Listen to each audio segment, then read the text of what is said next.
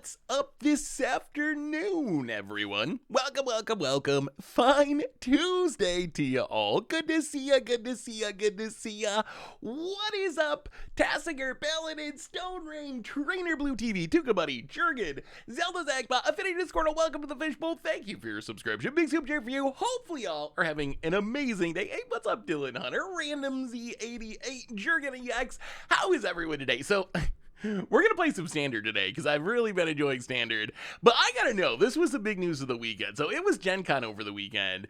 At Gen Con, they announced Mystery Boosters 2. And if you don't remember Mystery Boosters, it's like the playtest card set that we got a few years ago. They eventually released like a retail one. But the big news, Lucid for the 52nd month. How's camp going, Lucid? Welcome back to the Fishbowl. Thank you so much for your subscription. Big tip for you. What's up, Generator? How are you? Good to see you. The big news from this set, though, reprints in the Future Sight border, which I like the Future Sight border. I think that's cool. More importantly, white border cards making their return. If you ever wanted a white bordered Uro or Skyclave or Leyline of the Void or Sphinx of the Steel Winds or a bunch of other cards, it's actually happening. And I gotta say, I know people don't like these cards. I like them. I think they are pretty cool. I would play these in my deck. Maybe slightly ironically, but still, if I was building a deck, I think for me, like, I'm gonna have to do a border tier list at some point. These cards are competitively legal, sort of. So anything that's already legal is going to be legal. So Karn with white border is going to be legal, or Underworld Breach Future Sight border. The playtest cards, obviously not tournament legal. And the other thing they just announced, and this is what I really got to know what you guys think, they announced Alchemy in paper. For the first time ever, they are actually, really, truly, literally printing Alchemy cards. Oracle of the Alpha, maybe the most iconic Alchemy card. Hey, Dog, Day in Wildfire for the 69th month with a nice resub. Thank you for your subscription. Big tip, Jeffrey. Thank you. There is Oracle of the Alpha, the most probably iconic Alchemy card, coming in paper for the first time ever. I'm curious how people are going to... Also, worth pointing out, look carefully, it is an Acorn logo, so they're going unset with these, so it's in Mystery Boosters, it's going to be paper, technically not tournament legal. I'm curious though, how do you play this? Like, that's what I'm curious about, is how do you actually play this card? Like, I guess if you go to a draft and you open it, I guess you just proxy up Power 9. I mean, I guess I know everyone just like goes back to their backpack and pulls out their Power 9 real quick. Yeah, who doesn't have Power 9, right? But seriously, I guess you just proxy it. I wish they would do this, and I don't think they will. But what I wish they would do is print Power 9, I want to say proxies, but like tokens or something, like print those in the set, like the art cards, print art cards of the Power 9 or something. So then you could use those as the proxies for Oracle of Alpha. They're also doing the Lightning Bolt one somewhere here on Twitter. The one that shuffles... This one, Toralf's Disciple. When he attacks, conjure 4 lightning bolts into your deck. So I guess you just carry around a big pile of lightning bolts. I don't know, the draft experience looks like it should be really fun. I actually think Mystery Boosters is going to be really good. To me, this is essentially unsets, how I want unsets to be done. Unsets done right. Like, I think these cards are way funnier than the unset cards. Like, for example, I gotta show off this one card because this one cracks me up. This is my favorite. To me, these are way funnier than the recent unset cards. I don't think recent unset cards have been that funny. I like these because they actually kind of play like real Magic cards, but they're just like so wonky. Mox Poison is actually a super cool design. I don't think you could actually print it in competitive formats like this because I think it'd probably still be broken just to get that extra mana, even if you only use it a few times. But Indicate's so good. 0 mana, target permanent, and that's it. And that's it. And it's even, if you look closely, it's even stickered on top of an actual Vindicate. You can see Vindicate sticking out from under it. Oh, I love it. The only thing I would say about this set, the only thing they could do better, and maybe they will end up doing this, but the one thing that they could do better is release the retail edition of it. That's it is an old Magic joke, but it's actually on a real Magic, well, real, finger quotes, real Magic card now. The only thing that they could do better is release a retail edition. I guess it's probably not a deal breaker. I guess that you have this like special thing if you go to conventions, you can have access to like this super cool thing, but they aren't printing like retail edition according to Wizards right now. So the only way you're going to get these is by going to a convention or buying the festival in a box or whatever. So that's the only thing that would be like maybe make it a little bit better. The only other thing is, hey, what's up, Doug? How are you? Good to see you. What do you think of these white border cards? One criticism of them, which I think is kind of fair, is they don't actually look like the old white border cards. And that's one thing, when they brought back the retro border, the old border, they actually were very careful to make sure that it looked very similar.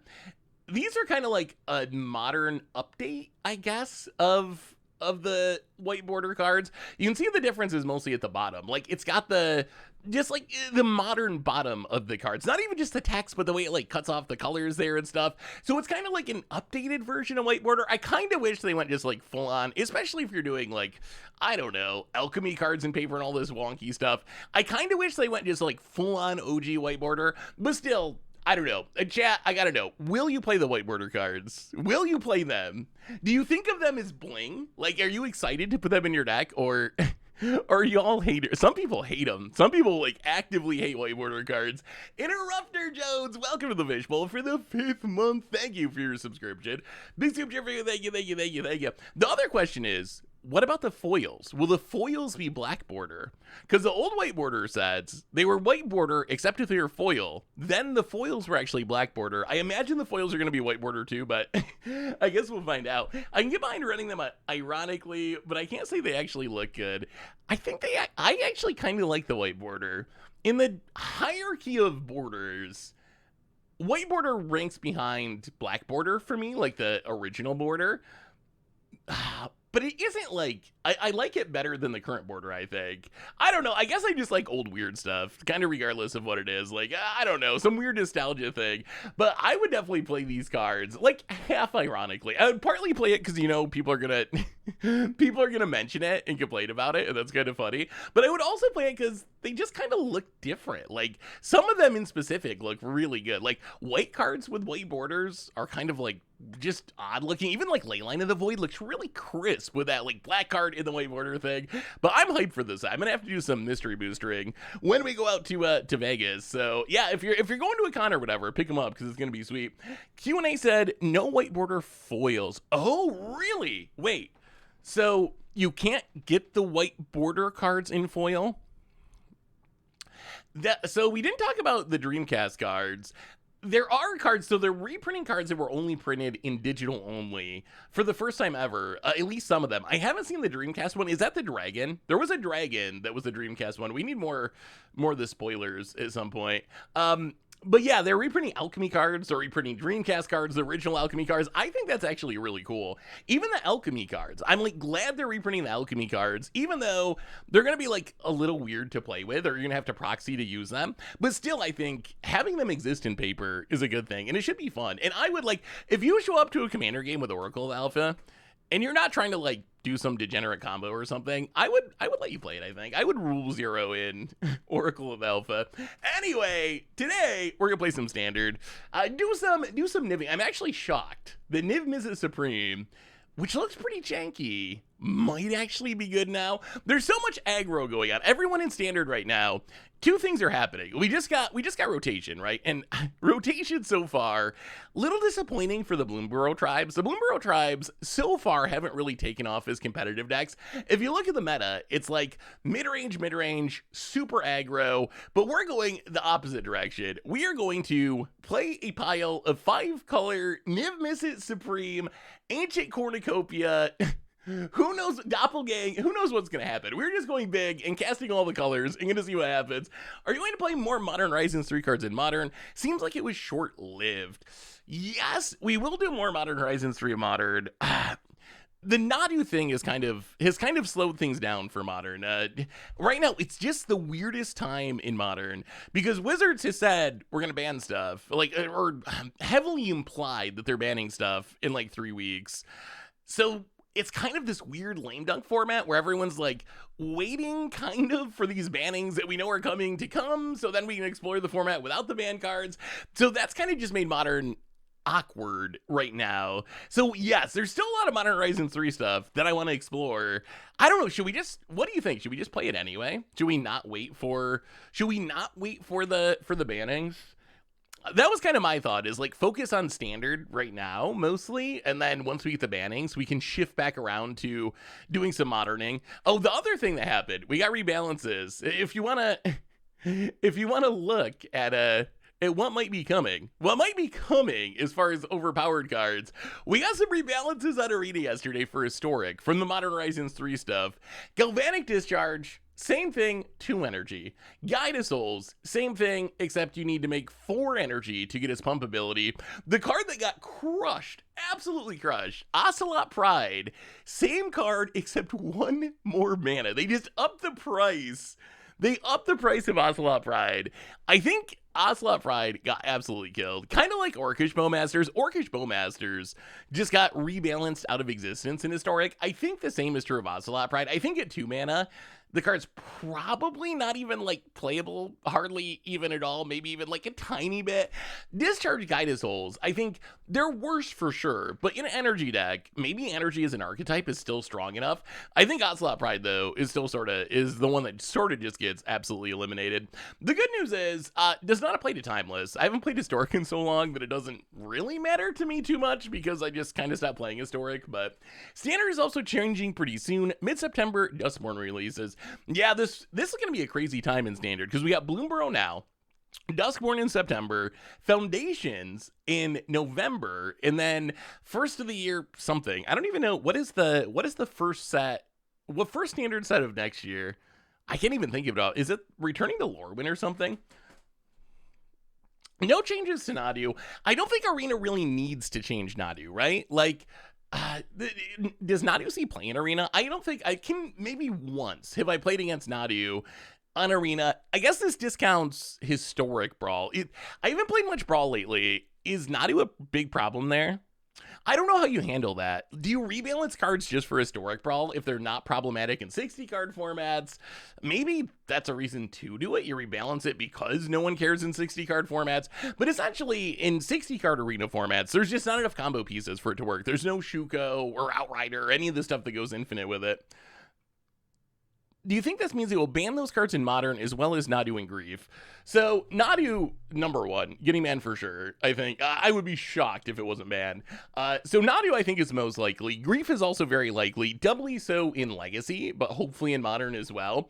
The energy cards, if you look at the data, energy is roughly as strong as Nadu, just going by win rates and so forth. If you look at win rates, it's winning as much as Nadu is in the Nadu format. So I think there's an argument for banning those cards. My guess is Wizards doesn't ban them right away. I kind of hope they just will, but my guess is they don't ban them right away and then have to ban them in the future. That would be my guess. But hey, what's up, Mega Magic Arp? How are you? I think you should play both pre-ban and post-ban Nadu. Modern content is still modern content. Also, will you do another box opening for Bloomburrow? Your video was really fun. Ooh, maybe. I hadn't thought about doing more than one opening video for a set. Let's do our reminders really quick, and we start playing some Magic. Then we can talk mystery boosters, Nadu. Olympics, I guess. Did any of you watch the Olympics? Is that a thing people care about? I know Olympics is a thing that's happening. I don't know if that's a thing that people actually pay attention to.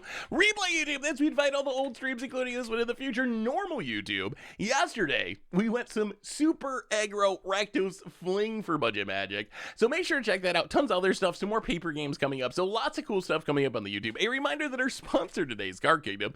If you need some magical cards, you can come over at cardkingdom.com/mtggoldfish. If you get a free goldfish sticker, just let them know you want one in your order notes and they'll hook you up. Anyway, Magic shouldn't it? I feel like Magic, it would be cool to have it at the Olympics. They're like, I heard that they're going to do video games at the Olympics. I'm pretty sure that that's like in progress. So I could see once you get to the point where you're doing like esports at the Olympics, I could see Magic having a spot at the Olympics. Magic is played around the world. I think that's the rules for the Olympics is you have to be played in so many countries or whatever. So it seems realistic to me that maybe we could have Magic at the Olympics. Or we'll just do our own Olympics and add magic to it. Olympic memes like that Turkish guy shooting with his hand in pocket of Niv-Mizzet. That's true. There have been some good memes to come out of it. Is chess in the Olympics? I don't believe so. Wait, they had chess boxing at the Olympics? See, I would watch. I haven't really watched any of the Olympics, but I would watch chess boxing. The best part of the Olympics was Gajora. Wait, is Gajora is that the shooter guy, the Turkish guy? I don't know anyone's names. I've only seen the memes. No, poetry was once in the Olympics. Wait, poetry?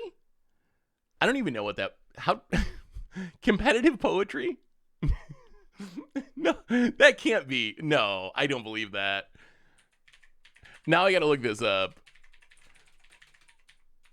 Poetry in the Olympics. My God, you weren't lying. Poetry has a long history in the Olympics, dating back to ancient Greece. Poetry was the official part of the Olympics for much of the 20th century, including the first modern Olympics, 1896, remaining so into... Wow, too bad it's pre... Too bad it's pre-internet and video era. I want to know what that... Like, what does that look like? Is that like a huge stadium of people? And you got some old guy up there reading a poem? Is that actually what it was? But how do you determine who wins? Like, how do you judge?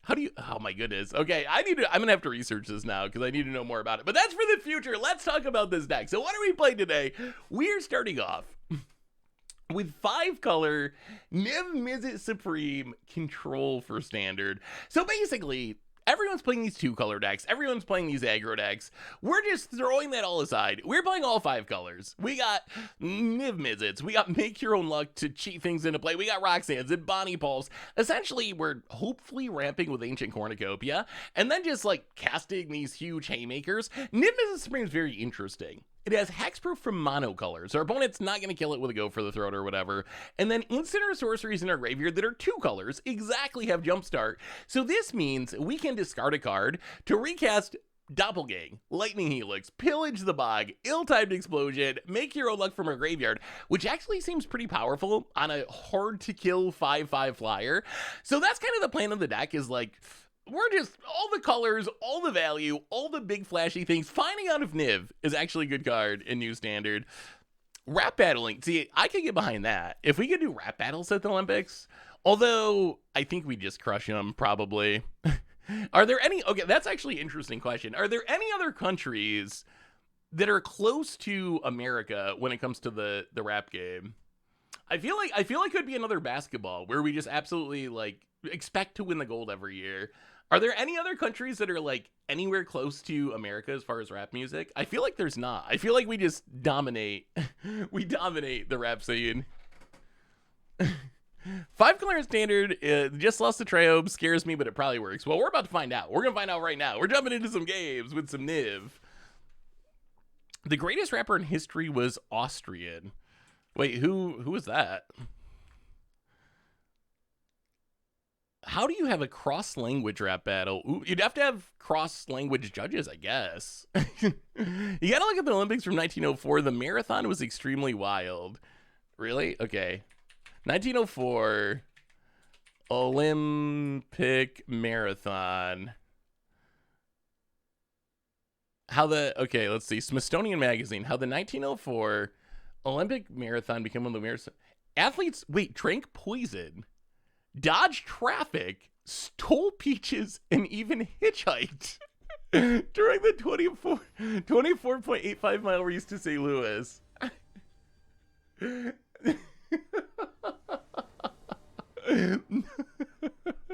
I do miss Olympics would be way cooler if it was like they used to be, because it used to be that everyone was amateurs, right? That was part of the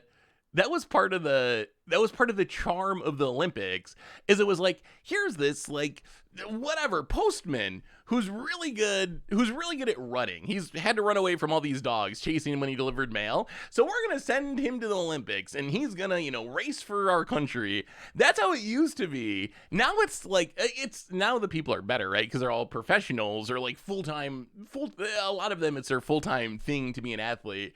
But I kind of miss just the goofiness of when it actually had to be amateurs in the Olympics. Wow, I don't know if I could read this whole article, but now I need to know more about it. That is, the course had several hills. I want to see, where's the poison thing? How did athletes drink poison? At the 10-mile mark, Hicks came under the care of a 2-man support crew whom he begged for a drink. They refused, instead sponging his mouth with warm distilled water. 7 miles from the finish, his handlers fed him a concoction of saccharin and egg whites, the first recorded instance of drug use in the modern Olympics, which had no rules about performance-enhancing drugs at the time. Wait, what is this? Stericin? I don't even know what that word is. But Stericin... Oh, sorry, opponent. We're learning about the Olympics, opponent. We're learning about the Olympics. Do we need red? I think we actually mill this. We need white more than anything. Wait, I gotta know the end of this now. It was commonly used as a stimulant at the time. It's now described as a strong poison, primarily used as a pesticide, primarily to kill rats. Hicks' team also carried a flask of French brandy, but decided to hold the brandy-fueled victor. What a world. See, if this was Olympics marathon, I would watch it every time. If this was just a bunch of like drunk people poisoning each other is it strychnine? Oh, strychnine. Okay. I do know what strychnine is. The way that is spelled does not look like strychnine. See, I would watch the Olympics if that's how it worked. If there were just a bunch of drunk people running for 24 miles drinking brandy and poison, it is spelled incredibly weird. That would be something I could get behind. I would definitely get behind that. See, now it's all like, we're just too good at this now. The world is too good at athletics. Now it's just like very good people running very quickly. Like, you know what people want to see? People want to see me running the marathon. That would be entertaining. Not someone who's actually fast and athletic. You want to see that. That's what we need. Like, we need the Magic Olympics. That's what we need. We need like to get the Magic community together and have our own Olympics. That would be worth watching. That would be very entertaining. Now I kind of want to do this. Now I want to figure out how to set up the Magic Olympics. Well, let's hedge maze. Thundering Falls. Do we need a Thundering Falls? We kind of want another. Wait, what do we need? We need black or white. All right, Thundering Falls to the graveyard. Go. Yeah, maybe I'll train for the marathon for a few years. I'll get right on that. Will showers be required at the Magic Olympics? I mean, that could be an event. That we could have a showering event. best shower. Ooh, up a beanstalk. Draw. Get rid of your cheeky house mouse, I guess. Roxanne. Na, na, na, na, na. Magic boxing would be cool. Like how you... Have we never done that? Has there never been Magic boxing? Well, up the beanstalk, draw a card. Ooh, there's our black mana. Fabled Passage. This seems like it's going well for us. Crack this, get a swamp. So we have all the land types. Pass the turd. Leyline Binding, draw 2, untap Niv. See, what events could we have for the Magic Olympics? Card flicking. Shuffling? Shuffling would be interesting. Who's the best shuffler? Probably like Kibler or Saito or someone would win that. Let's cast a Leyline Binding. Justus, welcome to the Fishbowl. Thank you so much for your subscription. Big super thank you. Magic boxing would be cool. Kind of like chess boxing, where you like play a game of Magic, then you gotta box for a couple minutes, then you gotta play Magic again. We gotta set this up. I think the community could get behind. Oh, rapping about Magic cards. Yeah, Chapin. There's not even much. Oh no, what's his name? Young Mox or whatever. Remember the rap song about about Alex Bertoncini. he might be in the running for a medal. I think Chapin, though, probably number one. Ranger Man, welcome to the Fish Bowl. Thank you. Cutting, most intricate cutting. Oh, yeah. I guess you could do sleight of hand stuff, but that's kind of cheating. But like most creative shuffling or something. Jace the Mind Sculptor, better than all. Jace the Mind Sculptor. Well, I mean, so we're at 9. We need to not die. How do we not die? Let's just gain some life. Let's play Cornucopia. We're going to wait on the Niv. I think this makes the most sense. We can play Cornucopia. We can play Elegant Poller. We're going to keep this. Spin it to win it. Make your own luck. Pass the turn. So what we can do in theory is Lightning Helix, gain 5. I don't even know if we want to go after the... do we even go after this Challenger? Or is it too risky? Do we just go face? Opponent plays a land. Goes to combat. Attacks. And... No. Not Monstrous Rage. No. Alright, Lauren's Escape. Triggers Prowess. Sure. Grows it. I think we just go face here. I mean, now we definitely go face. Down to 5. Well, Lightning Helix you. Gain a bit of life. Yes, please. Back up to 10. Untap. 1, 2, 3, 4. Well, I mean, this is kind of insane. Niv, gain 5. Draw 2. Wait, is this deck actually busted? Another Cornucopia. Back up to 15.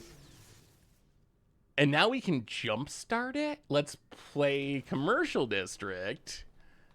Surveil. Mill the Plains.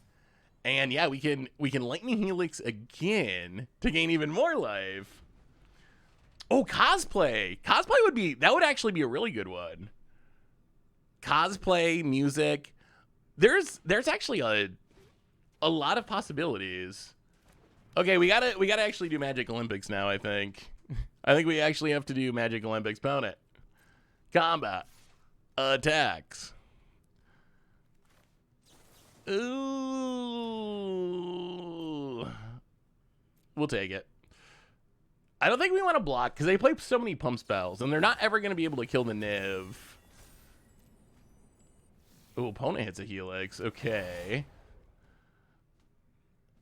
Are we at risk of dying? Lightning Helix. Well, okay, we'll Helix you back. Discard a mountain. Gain some life. Germans are the basketball world champions. Wait. The Germans actually beat the U.S.? I thought the U.S. might lose this time, actually, but so far they haven't, at least that I've heard. Found it. Land. Add. Passes. Well, so wait, what does this do? Look at the top 3 cards of your library. You can exile a non-land card from among them, plot it, put the rest in your hand. So let's play a Cornucopia. Don't gain life yet. Make your own luck. Gain some life. Can we find a Helix? Another Cornucopia in a land. We will plot the Pillage the Bog. Ooh, there's the Helix. There is the Helix. Fabled Passage. Crack it. Do we have a white or red source? That's the other question. Do we have enough basics? There's the white source. Okay, we should be good now. Go to combat. Get in, hit ya. This deck actually feels kind of busted. Bound it. Down to 12. I mean, our opponent's been mousing us every turn. And it just hasn't mattered. Because we've been able to gain so much life. Hey, what's up, Virgin Dexter? Hey, Seth. As someone who's not a MTG content creator, how do I not get burnt out with a crazy amount of product releases? I wish I had a good answer to that. I mean, I guess...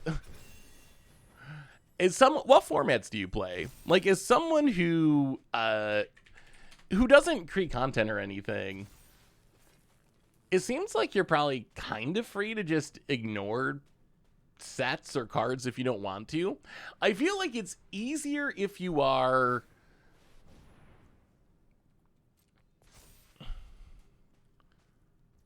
Opponent combat.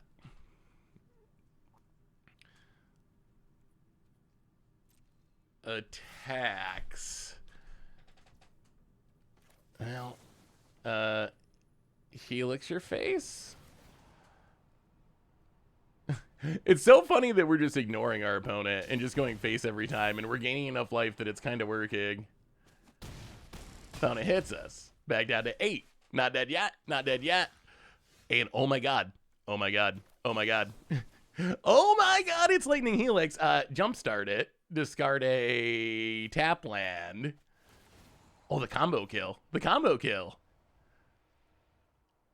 Yes, gain some life. Yes, gain some life. Phone it down to 6. Lightning Helix. Wait, is Niv good? Niv might actually be good. Lightning Helix. Niv actually feels kind of insane here. Discard a land. All we did is play Niv and Lightning. Well, I guess also some cornucopias, but that was like a combo kill. Hey, Rucker, how are you? I have a sweet standard deck to try. It's both 0 rare and in non-budget forms. Ooh, let me see what you got, Rucker. How has new standard been for you? Coffee beans. Ooh. $25 is about as cheap as a standard deck can get. Okay, so...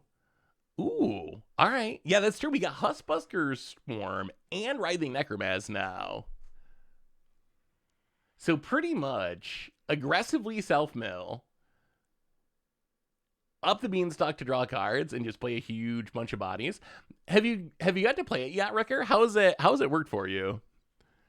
I feel like the idea could work now because...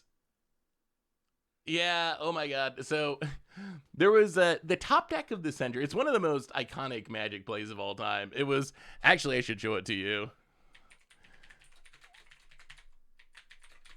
because it's actually all right. Here's where it comes from. Go. Craig top decks something right. It's just gonna have Randy to Bueller. I miss Randy. Hopes to draw another top deck's Hand of Cruelty. Block once though. Oh well. So where are we? Sends 3 of it. Okay, so this game's coming down to the end. Match is tied 2-2. This is, I believe, you char to the face Worlds? and knock the top of your deck. That's the play. Like 2008. Craig's down to 3. Chars the face. He's down to 3. He's got 1 draw phase. One draw He's step looking at the to top. determine the winner. All right. And Char you. Char you. I like the play. Down to 3. And the crowd is into it. Smash it. What is on top of the deck? What is on top of the deck? Oh, it's Lightning Helix! Oh my god! Oh my god! Craig Jones is through the finals! one of the most iconic Magic calls. I think it is literally one of the most iconic calls in the history of Magic. We probably should have sideboarded. Mistakes might have been made. All right, 61 card special. Oh my god. That was such a great moment though. I miss Randy doing commentary. Randy was never like the most technical commentator, especially when he commentated on formats he didn't play a lot. He knows like Eternal formats so incredibly well, but when it came to like more modern formats, he wouldn't always like know all the cards or the synergies, but he just loved Magic so much. And it's kind of like Marrow, right? Or something. Like some people, it's just infectious. When they love something so much and care about it so much, it just like, how can you not also, Emberheart Challenger, how can you not also end up getting into it when they're that into it? And that's what made Randy Bueller, I think, such a great commentator. Not that he was the most like technically proficient commentator or whatever, just that like he really loved Magic. I'd put it in the top esports calls, period. Oh, I'm gonna have to look that up sometime. I wonder if there's a video of just the best esports calls of all time. There probably is. I bet someone has made that video. Well, let's land in Cornucopia. As long as we don't get 17 here, we should be in business. Oh, also worth mentioning, SCG announced they're taking over regionals. So the next regionals is in like October or something. But they're getting Cedric and Patrick Sullivan back together to do commentary, which would be pretty cool because I think they are the best Magic commentators of all time. I also miss old SCG events. Those were worth watching just because Cedric and Patrick were so good together. So good.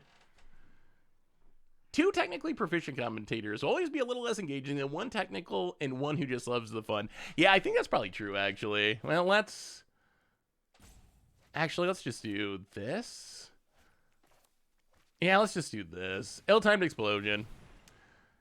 Yes, we'd like to gain a couple. This feels like a really good matchup for us. We will discard a Leyline Binding and a Plains.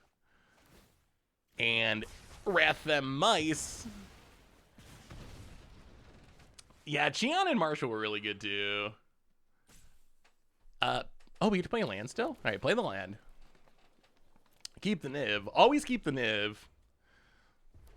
Yeah, that was like one of my favorite eras of Magic.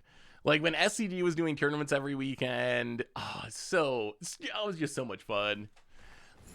Ooh, that was a good one for our opponent. Unfortunately for our opponent, we still have this temporary lockdown.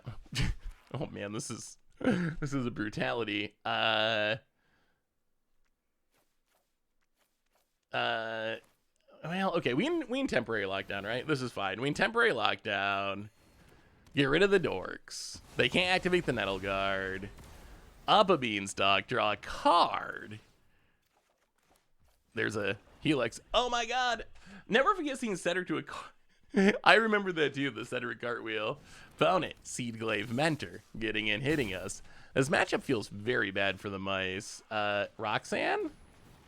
I mean, Roxanne. I was thinking about this the other day. I know of two songs about Roxanne. There's like the police one, right? The classic one. And then there was the one just a couple years ago by some guy I don't even know that was popular.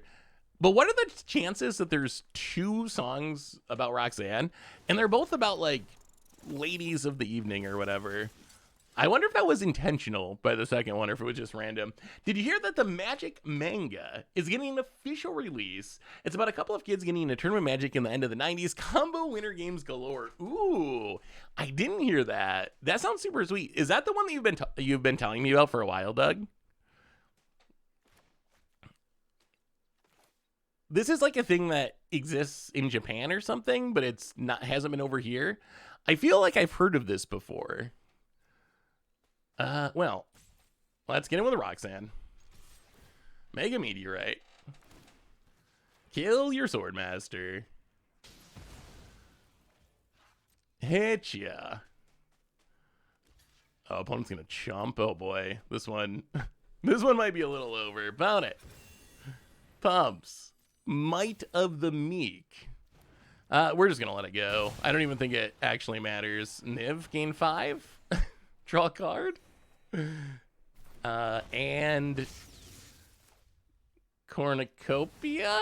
I guess we should have done that first, right? Pass the turn. Yeah, Roxanne's very good. Seth, what do you think about Green Stompy in this set? Personally, went 50 and 20, mostly in best of 3. I think it's actually all right. What does your list look like? I feel like there's a lot of good cards for a Green Stompy deck, but I haven't really. Wow, we're at top 300 Mythic. We're doing it. I feel like there's a lot of good cards for a Green Stompy deck, but I haven't actually really tried it yet. Let's see. Green Stompy. What's Green Stompy look like? That is a very good record. 70%'s or even above 71%. Very good win rate. The Paul Patch Recruiter. Okay, so it's kind of just like play the most efficient green things and smack face. I like that it's a cheap mana base. I wonder if could it be a budget deck? Could almost be a budget deck. Yeah, we'll have to try it at some point. We'll have to give it a shot. It looks like it's got a lot of big new additions. The new raccoons are really good. And I feel like I've played against less Sunfalls than in the past. Like in the past, I feel like Sunfall was just such a big problem. But now I feel like the meta is more like targeted removal based and less sweeper based. So maybe it's time for mono green.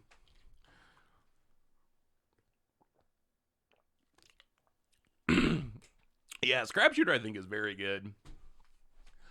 How do you feel about counter spells in standard, current standard? Seems like 3 steps out could be good in a deck like this. Counter spells are in an interesting spot. So Cavern of Souls, really good against counter spell decks. So if you run into a deck like Mice or something, counters are pretty bad overall because it's just so easy to make them uncounterable. Not great against the aggro decks. I like the counters. I think the best counters are actually stuff like 3 steps ahead that are a counter but also can do other things as well. So I like 3 steps ahead. I think in this deck in specific, it just doesn't really work with Niv, so we're trying to do the, like, multicolor theme thing. So I think that's part of the issue, is it just, I don't know if it fits the theme of this deck in specific, because it isn't especially synergistic with Niv or Cornucopia or whatever, but I do think counters that do additional things are pretty good in Standard. Let's play an Elegant Paula. I owe you for putting me onto Amigo the Devil. Murder at the Bingo Hall became one of my most favorite songs ever. Oh, that song's so good. That's not even like, there's other, like, Hell in You, I think is really good. There's a lot of Amigo the Devil songs I really like. But yeah, Murder at the Bingo Hall is, it's a classic. Well, let's just land in, oh, wait, our opponent. Oh boy. Well, this might be interesting. Our opponent's also playing a lot of colors. They might be playing a deck somewhat similar to ours. Is this the 5-color control mirror? Thoughts on Glarb in this deck? Seems like we have a ton of forecast stuff. Could help us if we flood out. Yeah, I think a copy of Glarb could be good. Mal the Guitarist for the 38th month. Welcome. Ooh, opponent has up the beanstalk. Welcome to the Fish Bowl. Thank you so... Wait, no, wait, oh, that's actually really bad for us. Thank you so much for your subscription. Big super for you. Thank you, thank you, thank you, thank you. Well then. Well then. So the question is... Do we leyline binding the leyline binding, or do we leyline binding the up the beanstalk? I don't even. I guess we can wait. Let's wait and see what our opponent does. We do it at instant speed. Yeah, I'll have to check out the Destroy All Humanity thing, Doug. So where are they releasing it? Like, will you just be able to get it at like a comic book store in the US once it's out? You've told me about it for so long. I feel like I actually should check it out. Ooh, all right. Well, oh boy, double trouble up the beanstalk. Sure. That's not good for us. I don't even know if we have a way to answer this. Well, leyline binding. Get rid of the leyline binding. It's not fair if only our opponent has up the beanstalks. We also need up the beanstalks. More lands. Well, oh. This is not good. Well, let's just plot a Pillage the Bog. Play another Surveil land. I mean, the mana of this deck's kind of working. I was worried about the mana actually working, but the mana actually is working all right so far. I wanted to show you this deck in case you thought Rakdos-Sak was dead. Ooh, so I got a question for you, chat. I've been thinking about this. Have you had any success? I think it says the profile's private. Hello-y. Have you had any luck with... Wow, opponent's popping off. Opponent's popping off. Shauna Purifying Blade. Well, we definitely have to deal with that, or else we're in serious trouble. So let's play a Fabled Passage. Pillage the Bog. Take a... I guess a Helix. Helix doesn't even feel great, but we do need to deal with that Shauna. Take the Lightning Helix. Lightning Helix Ashana. Crack the Fabled Passage. Grab a... Oh, boy. Do we have everything? Red, white, green. We have blue in hand. Yeah, we'll just take, I guess, white. And do some more plotting past the turn. Hey, what's up, Jaguar? How are you? We're doing some 5-color... Oh, Bonnie Paul. Bonnie Paul, gain life, draw 2. We're doing some 5-color controlling at the moment, although we might be getting out 5-color controlled. So far, it's felt good. We've only done 1 game so far. We might be losing this one. Another Helix. Well, Island, Pillage.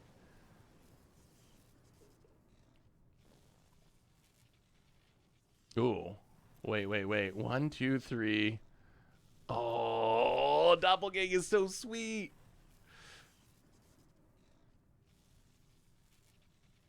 But I don't think we can use it here. I guess we just got to take the ley line.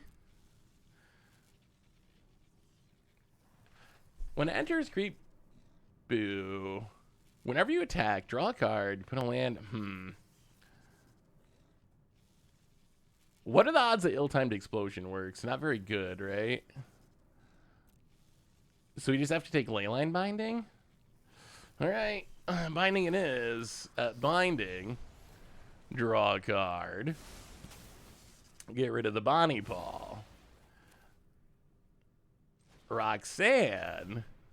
Draw a card. Okay, now we have 2 up the beanstalks too. This is gonna be an interesting game. Pass the turn. About it. Given all the aggro decks in the format, do you think Stoke the Flames can make a comeback? If I recall, as a big player last time it was in Standard, I'm actually surprised that it hasn't seen more play. I feel like it should, right? Like, there's go wide decks. The thing is, there's been decks like that. There's been decks that could support it, and they don't play it. I don't know. Is 4 damage for free not good enough anymore? I was gonna ask you about your experience in Bloomburrow Standard. Something I've been trying to figure out is, have y'all had any success with the Bloomburrow tribes in specific? Like, because that's one thing I noticed just looking on the metagame page. We talked about it a little bit before. It's a lot of like mid-range decks versus aggro decks, but what we haven't seen so far is like mice versus raccoons versus... So have you found any like super successful Bloomburrow tribal decks? Well, I guess we're doing this. Leyline binding. Draw 2. Land and... Ooh. Oh, that's an interesting one. Get rid of that. And then make your own luck. Draw a couple cards. There's the Niv. There's the Bonnie Paul. Do a little plotting. We will plot a... I guess we plot a free Niv. Free Niv seems good. Let's take a free Niv. We need a Reliquary Tower. We're missing Reliquary Tower. Discard. All right, Abonnet. Our hand is full. Can you stop us? Bats are all right. So I've seen decks that are playing some of those cards. Like, if you look at Orzhov midrange, there are bats in them. But it's not what I would really consider like a bat tribal deck. Won my pod yesterday. Really? You won your pod with squirrels? Ooh, what does your squirrels deck look like? Well, let's play a cornucopia. Our opponent doesn't seem to be doing much. Niv? Play a Niv? Gain a little life? Draw a few... Are we going to mill out? Is that where this is headed? Maybe. Potentially. Pillage the bog. Discard a land. Take a lightning helix. I think we got to try to burn him out. Play a Thundering Falls. Cornucopia. Keep it just so we don't mill out. 1, 2, 3, 4. 1, 2, 3, 4, 5, 6, 7. All right, we'll pass the turn. Oh, we got to discard? All right, discard a Sunfall. Going to MagicCon this year. Hope to see you there. Oh, what one are you going for, Private Toucher? Any advice for first-time con goers? Seems like there's a ton of events, any must-hits. I have a modern deck, but I've barely played it in EDH, CDH. So we're gonna be in Vegas. So if you're in Vegas, come say hello, Private Toucher. Would love to see meet everyone at the event. So my advice would be check out the mystery booth. I don't know how you feel about limited, but I think the most exciting part of Vegas this year is going to be the mystery booster drafts. I think the mystery booster drafts are like, they're going to be super hyped. So if you have a chance and you like limited, I would definitely recommend checking out one of those. They're going to be pretty like, whatever, new player friendly, I would say. So I would be looking that direction. He likes you. He likes you.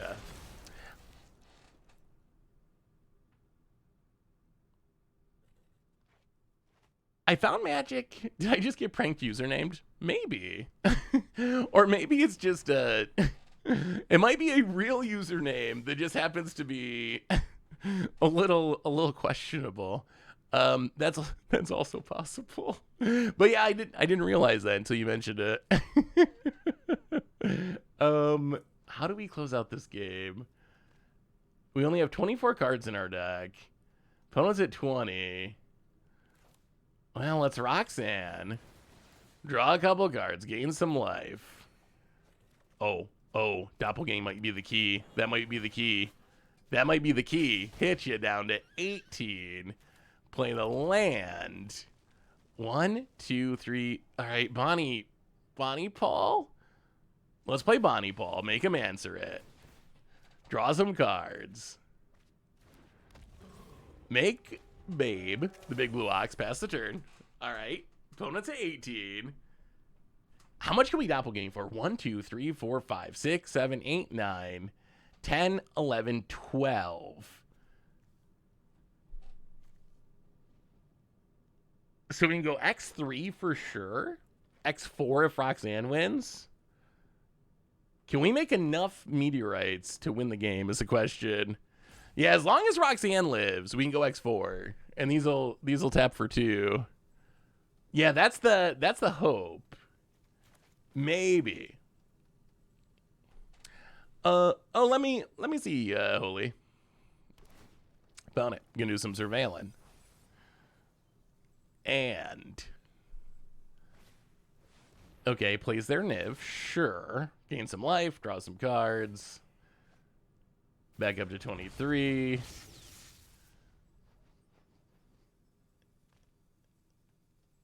Oh, come on. Hold. If we could get in one big attack, that would also make it easier. I mean, I guess we can also do, like, Niv cast a bunch of helixes. What a wild matchup. Plethora of moves. And Ari SW, welcome to the Visual. Thank you so much for the resub, both with a 2-year resub. Big super chat for you. Thank you. Still sad I couldn't find you at MC Chicago. Oh, yeah, definitely if you're in Vegas, make sure to find me. Usually I'm easy to find. Hard to miss usually. But yeah, I mean, Manticons are so big now that I guess it's possible that you could just never cross paths with someone. All right, there's ill-timed explosion. Opponent going to draw 2.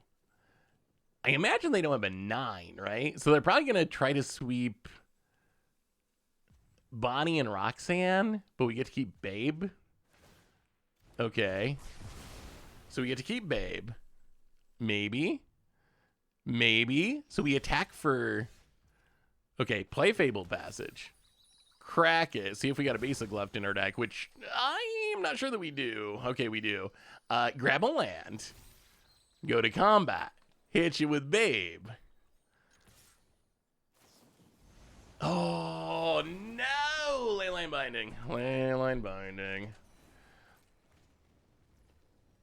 All right, that's bad. Opponent draws a bunch of cards. Eats the Babe. Oh, now we gotta think. I didn't want to have to think. 1, 2, 3, 4, 5, 6, 7, 8, 9, 10, 11, 12, 13 mana. So we'd only go X3. We could hit like... Yeah, I don't think we can win with Doppelgang here. I don't think we can. What can we do?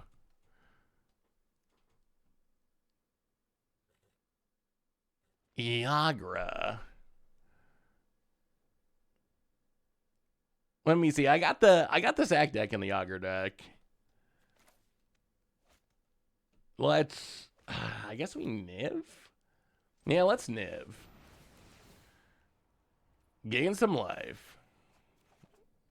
Draw a bunch of nothingness.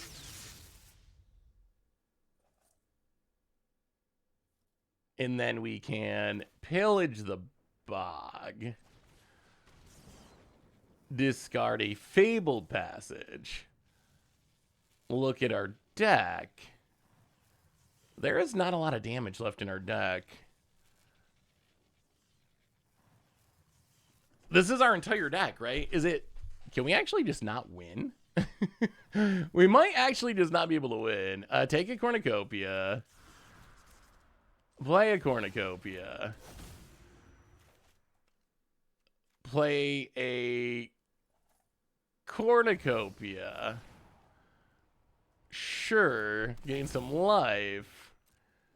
Pass the turn. Opponent's got the handful of cards now. Hey, thank you of that which were made.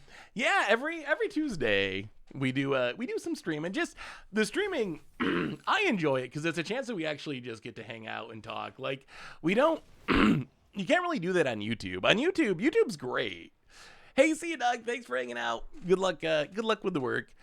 I love YouTube. You do all the editing and stuff, but the stream is super fun because we just get to hang out and talk for a few hours, which you can't really communicate in real time on YouTube very well.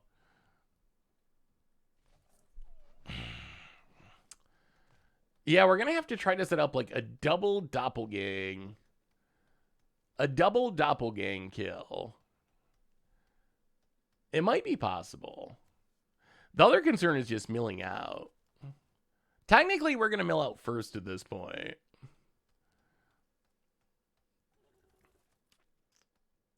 Maybe we should get rid of the cornucopia to keep our opponent from gaining even more life. This would be so brutal to play in paper. It seems close to a mirror match, at least. It seems very similar. Hey, Seth, do you think maybe Richard could do some streaming? I could see Richard maybe streaming some. Well, I don't know. I don't know if Richard has never been that interested in doing content. I think he likes doing the podcasts and stuff, but I don't know if Richard has the desire to like do, stream 60 card format gameplay or whatever. So I think maybe on like special occasions we could get Richard to maybe do it, but I think it's unlikely that Richard would ever like stream regularly. Honestly, I've won a non-zero amount of games against Domain by decking them. Yeah, if we had one Jace or something. Ooh, wow, that's greedy. Okay, maybe our plan is our opponent mills out first.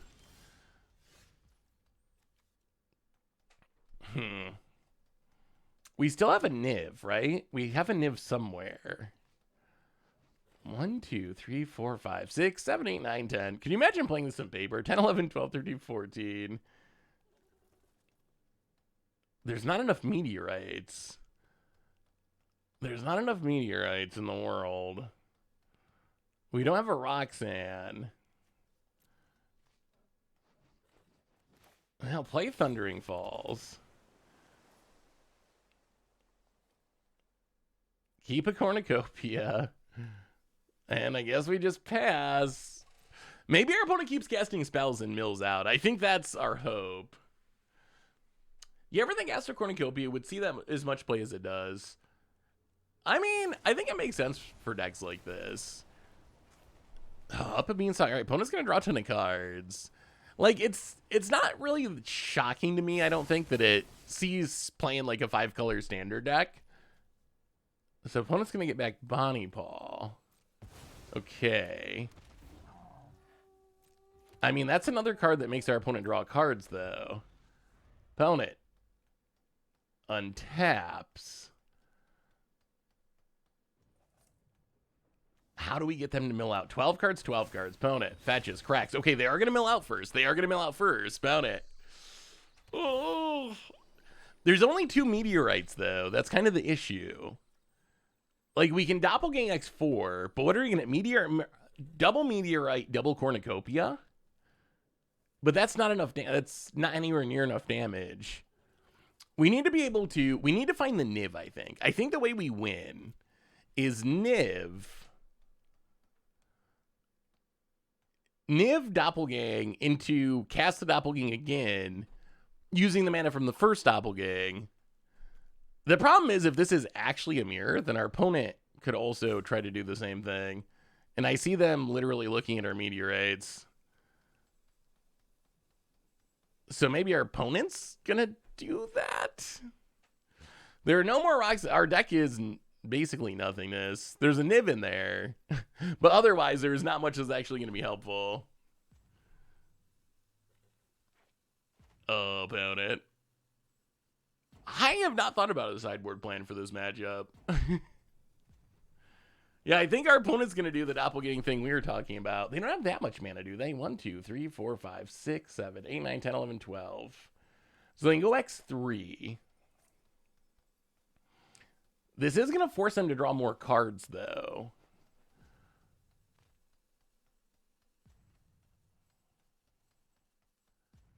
We need that last Niv. We need that last Niv. Opponent on the clock. Opponent's on the clock. But if they clone your meteorites, there are more meteorites. That is also true. But they're probably... Now they're looking at our leyline bindings. They might hit the leyline bindings to get back leyline. I don't know how this is... I have no idea how this is going to go. No idea about it. They get using up a lot of... They're running out of time, which is a concern for our opponent. They're like actually very close to out of time. All right. Draws a bunch of cards. Meteorite, meteorite, and leyline binding. Okay. Gets a bunch of meteorites. Gets a bunch of leyline bindings. They're going to go after our meteorites. Wait, are they stacking them targeting their face? Oh my god. Ah!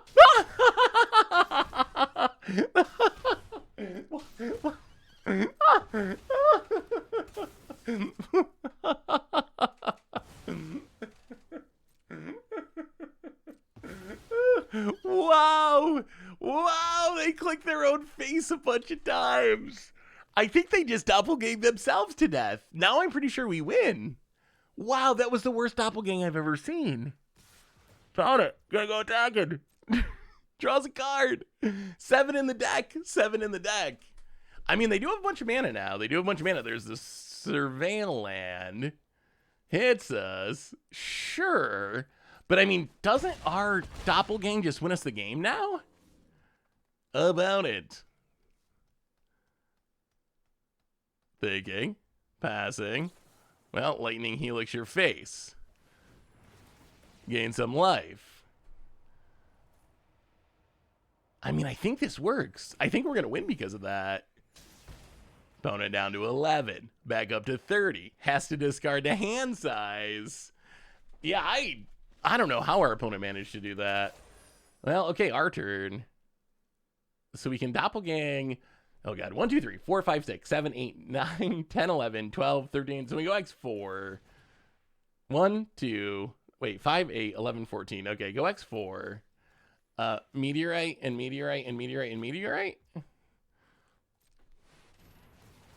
Get some triggers. Gain a little life. Gain a little life. Gain a little life. Draw a card. And Meteor Storm. What are we? And our opponent's like 110 Mythic. And opponent scoops it up. How did they even target themselves? How is that even possible? Well, you know what the sideboard tech for this is? Jay's Perfected Mind is probably the only card that actually matters in this matchup. Wait, did our... Oh, they shame scooped. Oh, they shame scooped. Wow. Okay. Yeah, opponent with the own goal into shame scoop. And wow. Yeah, I mean, that's a the thing is what were they trying to do? Because I could see misclicking once or something, but like, what was our opponent thinking they were doing? Like, why were they clicking their own face? Like, I'm trying to think what they thought they were doing there, and I'm not really sure. I'm not really sure what the thought process would be that would get your opponent to click there, but we're going to take it. We're going to take it. We're going to be top 100 Mythic here in a minute. All right, let's look at these decks real quick before the next round. So this was Rakdos Sack. I do like Legion Extruder. Scavenger's Talent, I think, is very powerful. I gotta say, one of the most impressive parts of Bloomburrow so far, yeah, the deck looks sweet. One of the most impressive parts have been the class enchantments. I think the class enchantments this time are way better than they were last time. Ooh, another Scavenger's Talent Jet, the Yagra one-turn kill deck. Have you managed to get the one shot with a? So this isn't really a combo deck, right? This is more of a attack you with Yagra deck. That looks sweet. Yeah, I've been meaning to like build the Yagra combo deck, and I don't know how realistic it'll be to make it work. Oh, Rapsol is a content creator. That's a possibility. Might have been for the memes. I've played against Rapsolo before recently. I don't know. I'm not familiar. Who is Rapsolo? Is that their like creator name too? Rapsolo? I don't know if I know who they are. I'm surprised it takes so long to get a match. I would assume everyone would be playing standard right now, but maybe not. Oh, Yagra blow up all the. That's super cute. Oh, I think they did run out of time. I think you're right. Because they were running out of time when they cast the Doppelgang, right? And once you run out of time, you never know what Arena's going to do. Arena's going to discard your cards to hand size. They're going to do the whole thing. That is probably what happened, is they ran out of time trying to figure out what to Doppelgang. And then Arena just put all the triggers at their own face. And then the shame scoop. Although really, if anyone should be ashamed, it's probably Arena in that case. Oh, okay, chat. We didn't talk about this. I gotta know your opinion. So this was a big topic from yesterday. You might have saw it if you do the Magic social media thing or the Twitter thing, the Reddit thing. So they do those secret lair showdowns. They do the secret lair showdowns at Magic Cons. And these are tournaments that have a ridiculously high first place prize. They're single elimination tournaments, and whoever wins the tournaments gets an exclusive card. In this case, it is a secret lair dark ritual, which is, I'm trying to find the art of it. Where is secret lair promo? It is this dark ritual. There are 4 of them in existence in the entire world. The card's worth about $50,000, roughly. Someone actually paid $48,000 for one of these. So it's a single elimination tournament, and there was this drama where here's the story. So someone made it to the top 4, and they said prior to the event they knew that everyone was swapping equity with one another. So essentially there's 32 players, and a player would be like, well, give me 20% of your equity. If you win, I'll give you 20% of mine. It was a way that if you didn't get first place, because second place is like such a lower prize, that you'd still get something out of it. So players were swapping their equity. This person said they knew people were doing that. I didn't do it. Played their rounds, made it to the top 4 undefeated, 2 rounds to go to win the $50,000 Black Lotus. And then the dude said his buddy, who wasn't even in the event, comes up to him and starts asking about buying some of his equity. Didn't understand what he was talking about or asking or offering. This happened in passing as I was dialed in, thinking about the next match. There was a judge there, overheard it. The judge steps in, asks what's going on. I was confused at what my friend was saying. I explained to the judge, my friend is in the event, was talking about some split I didn't understand, blah, blah, blah. Not well versed in these situations, high level competitions. Ended up getting a game loss, which was the equivalent of kind of being DQ'd from the event because it was single elimination. And then, of course, posted their story on Twitter, basically saying, I lost life-changing money, theoretically, unfairly, because of getting this game loss for something I didn't really have any control over. very curious what you make of this story. I think it's a very, very interesting, I find it a very interesting topic. People have been going kind of ridiculous with the story. I've seen some people saying, like, you should never trust judges, which I think is the worst take to, or one of the worst takes to have off of this. I think the idea that you should not trust judges because of this is kind of, that's exactly the opposite of what you want. We want people to trust judges. If something goes wrong in a tournament, people need to be able to go talk to the judges and figure that out. So don't take that away from it. I feel like this situation in specific, we are only getting one side of the story, right? This is the player's perspective. No one on the other side has said anything, which I don't know if those are like the rules. Like, could the judge come out and say, well, here's my perspective? I don't know if you can do that or not, honestly. I feel like there's got to be something, though, because the amount of money on the line is just so much that it's going to lead to really, really hard situations like this. When you're playing like a $50,000, essentially winner-take-all tournament, opponent gets in, hits us. Well, I think this explosion, although it may be somewhat ill-timed, might be what saves us here. Irish potato, eh? So what are we taking? Oh, wait, they could actually have a counter, couldn't they? Because of the silly Storm Chase Mentor. Oh, this is not as good as I thought. Oh, they won't have a counter. Nah. Oh, our opponent wouldn't do that to us. Land, ill-timed explosion.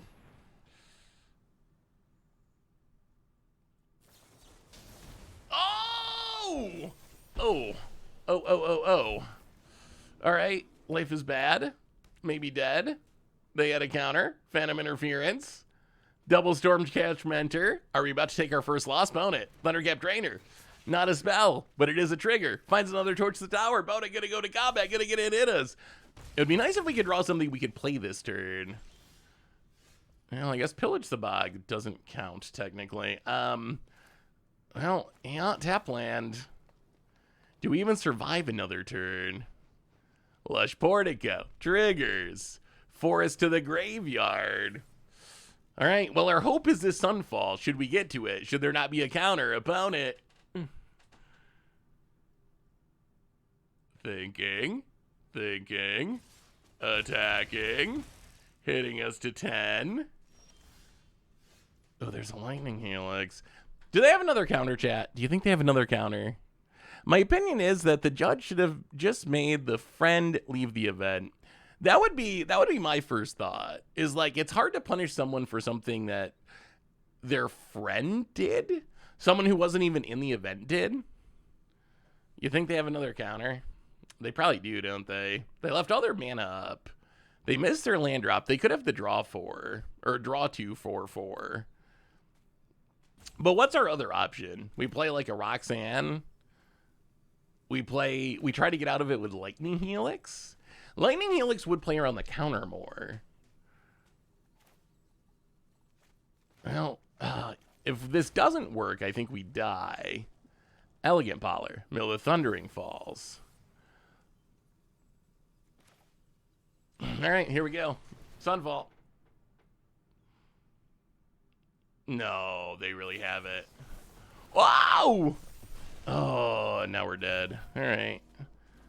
1, 2, 3, 4, 5, 6, 7, 8, 9. I mean, odds of being dead are super high. Wow. That was brutal. Oh, we're like literally dead, right? 6, 7, 8, 9, 10. Yeah, we're literally. Well, we're actually not, because they can. They have to or they just have Ral. They could full control target and response. Wait, are they not going to actually kill us? All right, opponent has found a way to not actually kill us here. Somehow. Although, it probably doesn't matter unless we just draw another sweeper, which we don't. Although, we can pillage. Okay.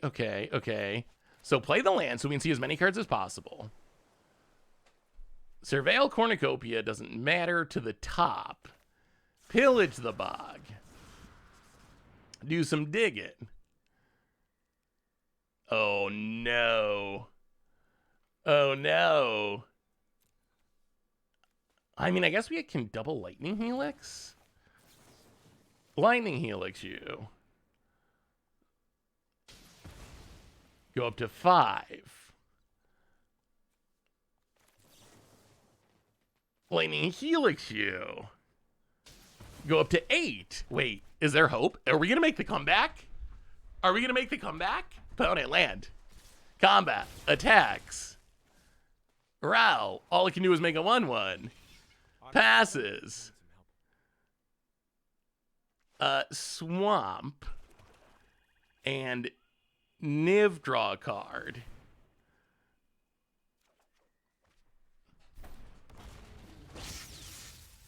And pass the turn. Opponent untaps. Land. Goes to combat. Swings. We'll block the 2/2.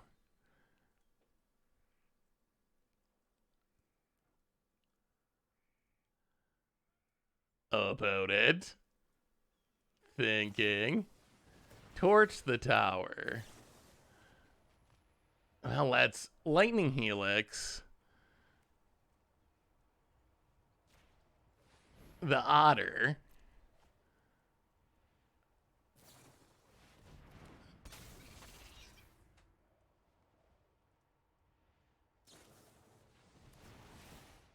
Wow. Okay. Okay. Okay. Down to 3. Not dead. Not dead. Oh my God. Wall of Chaos. Wall of Chaos. Welcome to the Fishbowl. Thank you for your subscription. Big subscription. Thank you. Thank you. Thank you. Thank you. Oh my God. We're coming back. We're coming back. Storm Chaser Assailant. Sure. Trigger. Trigger. That's fine. That is fine. Make that 1/1. Make that 1/1. So now we get to... Oh my goodness, we're going to win this. We're going to win this. Ill-timed explosion. Actually, wait. We got to do it this way. Go to combat. Attack the Row. Get it out of here. Step 1. And then ill-timed explosion. Just in case we don't draw the right mana value. All right, discard lightning. Oh, 1, 2, 3. 1, 2, 3, 4. So discard Sunfall and Bonnie Paw.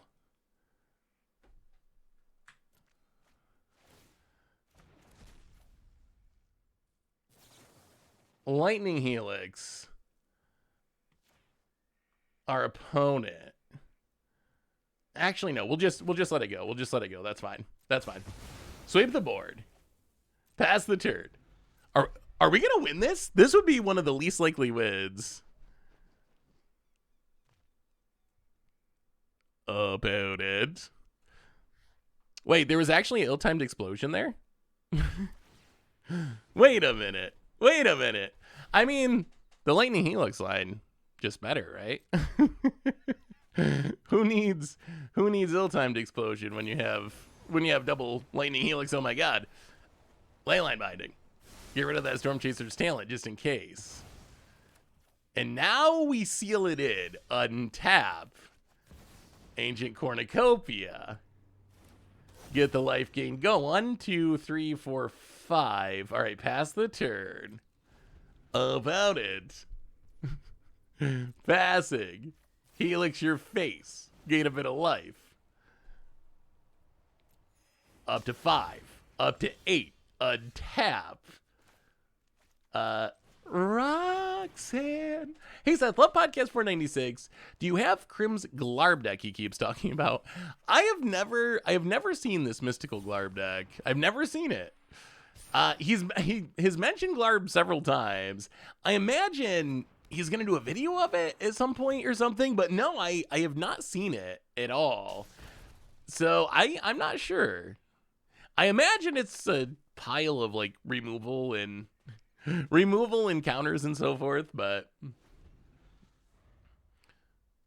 about it. So how many of you are going to MagicCon Vegas? Now play the land. Well, that's a pillage the bog. Pillage the bog is so incredibly good. I feel like this card should be played way more than it is.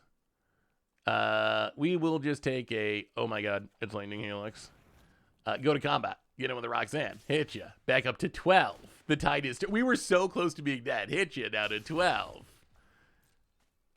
And make your own luck. Draw some cards. Yeah, it's a long trip from Europe. Artistic Refusal. Wow. Okay. 6 mana counter and then draw 2 and discard? That isn't it. I mean, I guess it has Convoke, but that is a costly Magic the Gathering spell. Yeah, we're just gonna go face. Hit ya. To 5. Go back to 15. Pass turn. They could have killed you. I think they punted. The turn with the Valley Floodcaller. I think the turn with the Valley Floodcaller, there's what they, I think there was a way they needed to cast Torch the Tower, hold full priority, cast the other Torch the Tower, let the prowess triggers resolve, and have their creatures not die. I think there was a way that they could have done it that turn. Oh my god, that's a Niv. Niv, gain 5, draw a card. Niv's actually felt really good. Pound it, 3 steps ahead, sure. Counters the Niv. We still get to go to 20.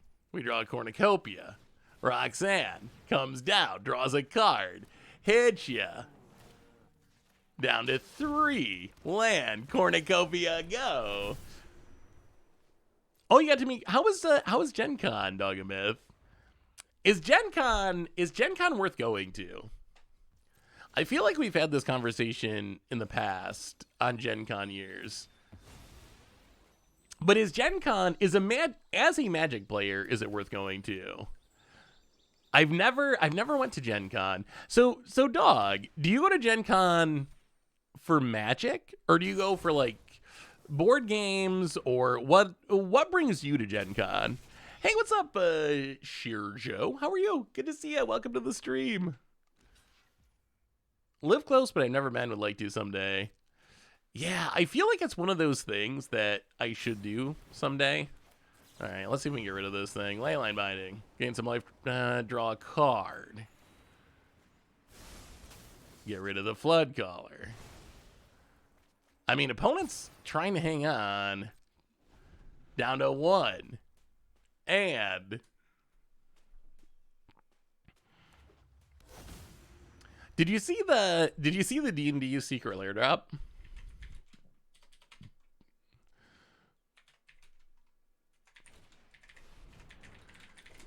Ooh, opponent. Mockingbird, I think, is actually really, really good. I feel like Mockingbird's a card that is underappreciated at this point still. But our opponent needs more than just a copy of Roxanne. Okay, that technically does it. Another Roxanne. Too many Roxannes. Shauna. Well, that's actually kind of insane. Shauna. Cornucopia, yes. Cornucopia, yes. End of turn. Pay 6, draw 6? Kinda busted.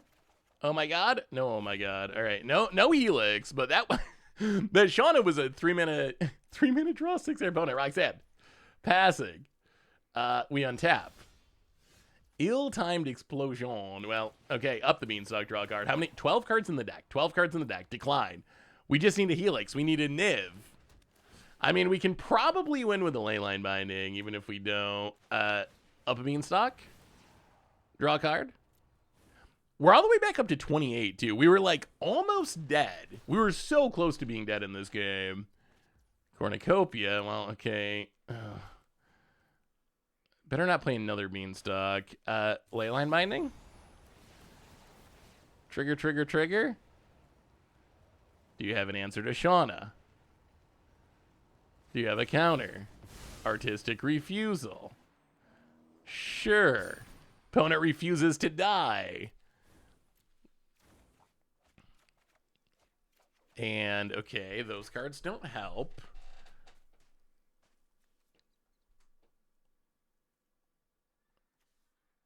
Well, Go to combat. We might be able to just win by copying the meteor, right? Go attacking. Opponent blocks. Doppelgang X1 on a meteorite. Please? Please? No more counters? We're going to mill out if this goes wrong. Oh, thank goodness. Oh, thank goodness. What a game. What a game. What a game. What a game. Wow. We almost died. Wait, I don't know what. What do I not know? Oh, the doppelgang got there. The doppelgang. We got there. We got there. We just had to have some fun along the way. Oh, did you see the 50th anniversary? I don't know these characters enough. But I feel like when I saw this, so there's Karlash, a red woman, and then Asterion. Is Asterion like the Oko of D&D? Just the shirtless kickback pose. I feel like Asterion, it's got to be the Oko, because it's like every time we get an Oko, that's the Oko pose. So is Asterion like the Oko of D&D, basically? Okay. Okay, that makes sense. Asterion is Asterion like literally a vampire? That would also make sense if it's a vampire. Wait, we're still playing? Oh no, on a game 2. He's a sassy, omnisexual vampire with high-class self-worth. Interesting. So he's a vampire spawn. I didn't even know Karlash was a woman until a couple weeks ago. I don't know if I knew that either. What is Karlash? Oh. What did Karlash's original card look like? So opponent's playing otters with a lot of counters. An annoying amount of counters, perhaps. What is good against otters with counters? So make your own luck, I guess, can maybe go. Bring in a negate, bring in a temporary lockdown. Maybe go like 1 pillage. Oh, what else can we cut? What else can we cut? Shauna dies. 6 seconds. All right. Let's run it like that. Car lock. How in the world? Why can I not spell this person's name? Carlock.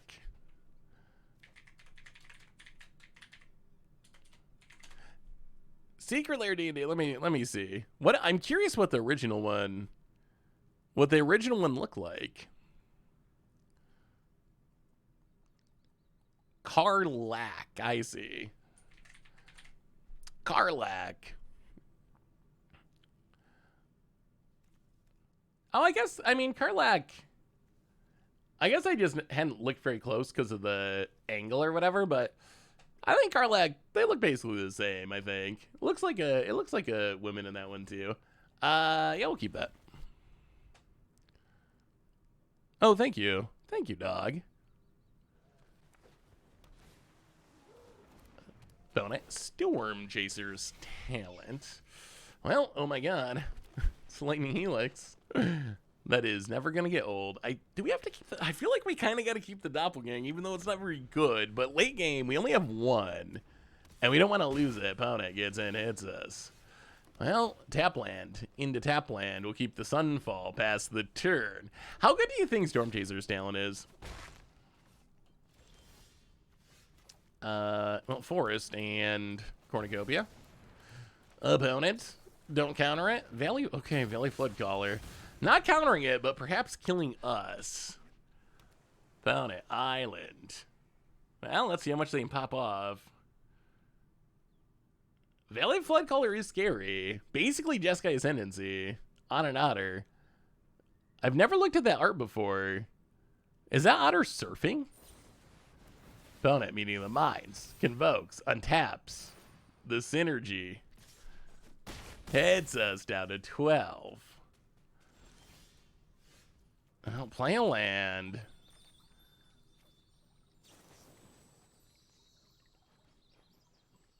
Lightning Helix. See if we can get rid of this Valley Flood Caller. Gain some life. Okay. Flashes in a talent. Untaps. Okay. But it does die. That's an important thing.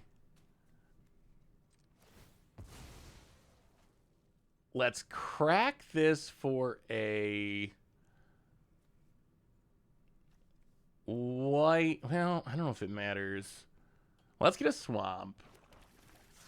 Plot to pillage the bog. Pass the turn. I don't think we're gonna die from 17. We shouldn't die from 17 this turn. I would hope not.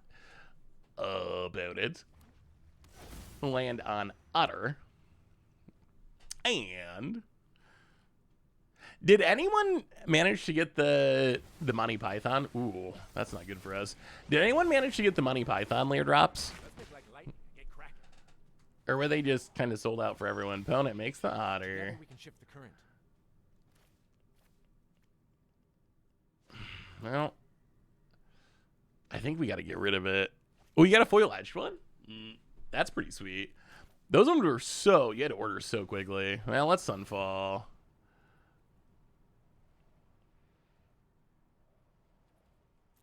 Sweep the board. Play the land. Mill the lockdown. Pass the turn. Can we stop the Row? Otter Row. I had in my card in a minute of it going live. Oh, so if you're that on top of it. You got both the bonus cards too? Nice. I wish there was a... Thanks for the helping paw. I don't know what the best system for secret layers are at this point. They're doing more and more of them, though. I feel like we're getting to the point where we're getting a super drop every month almost. Now let's play Cornucopia. No. Pillage the bog. Yes. Gain some life. Gain some life.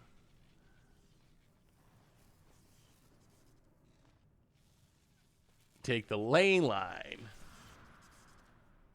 And pass the turn? I mean, we're back up to 17. We just got to get rid of this Rowl before it ultimates. Opponent. Yeah, some guaranteed window would be the best. I would really love the hybrid system. Like, that would be the best. Have you seen the props video? He does the math on it and think that's the case for secret layers. Wait, the math on what? I've seen some of props videos about secret layers, but I don't know if I've seen the exact one that you're talking about or not. I have a theory on secret layers. I don't know if I can make a video on it though. I don't want it to just come across like complaining. Let's see if we can get rid of this. Get rid of the mentor. Gain some life, gain some life. Leyline binding. Get rid of the Row. Okay. Life's problems have been dealt with temporarily. We're back up to 24. There's no Row. There's no mentor. Opponent passes. Well, I guess we should just Bonnie Paul. Hard to pass up the Bonnie Paul. Bonnie Paul. Gain life. Astro Cornucopia is kind of ridiculous. So here's my theory on secret layers. I just got here with the main idea of the deck. So this is a 5-color Niv control deck that's kind of... it's doing a little bit of everything. We win with Doppelgang. We win by flashing back spells with Niv. We gain a bunch of life with Cornucopia. Wow, did our opponent fully level that up? That's actually super scary. Whenever he casts a spell, get a 1/1 Red Otter. Okay, well, go to combat attack, yeah. Ooh, Roxanne. And get back a Fabled Passage. And, wait, can we win somehow? We can Doppelgang. We can Doppelgang X2. Opponent's gonna block. 1, 2, 3, 4, 5, 6. Oh, this is actually super mean. I think we just Doppelgang the Leyline Bindings. Not the game-ending Doppelgang, but if we copy this and copy this, I feel like if we get rid of the talents, it's going to be hard to lose.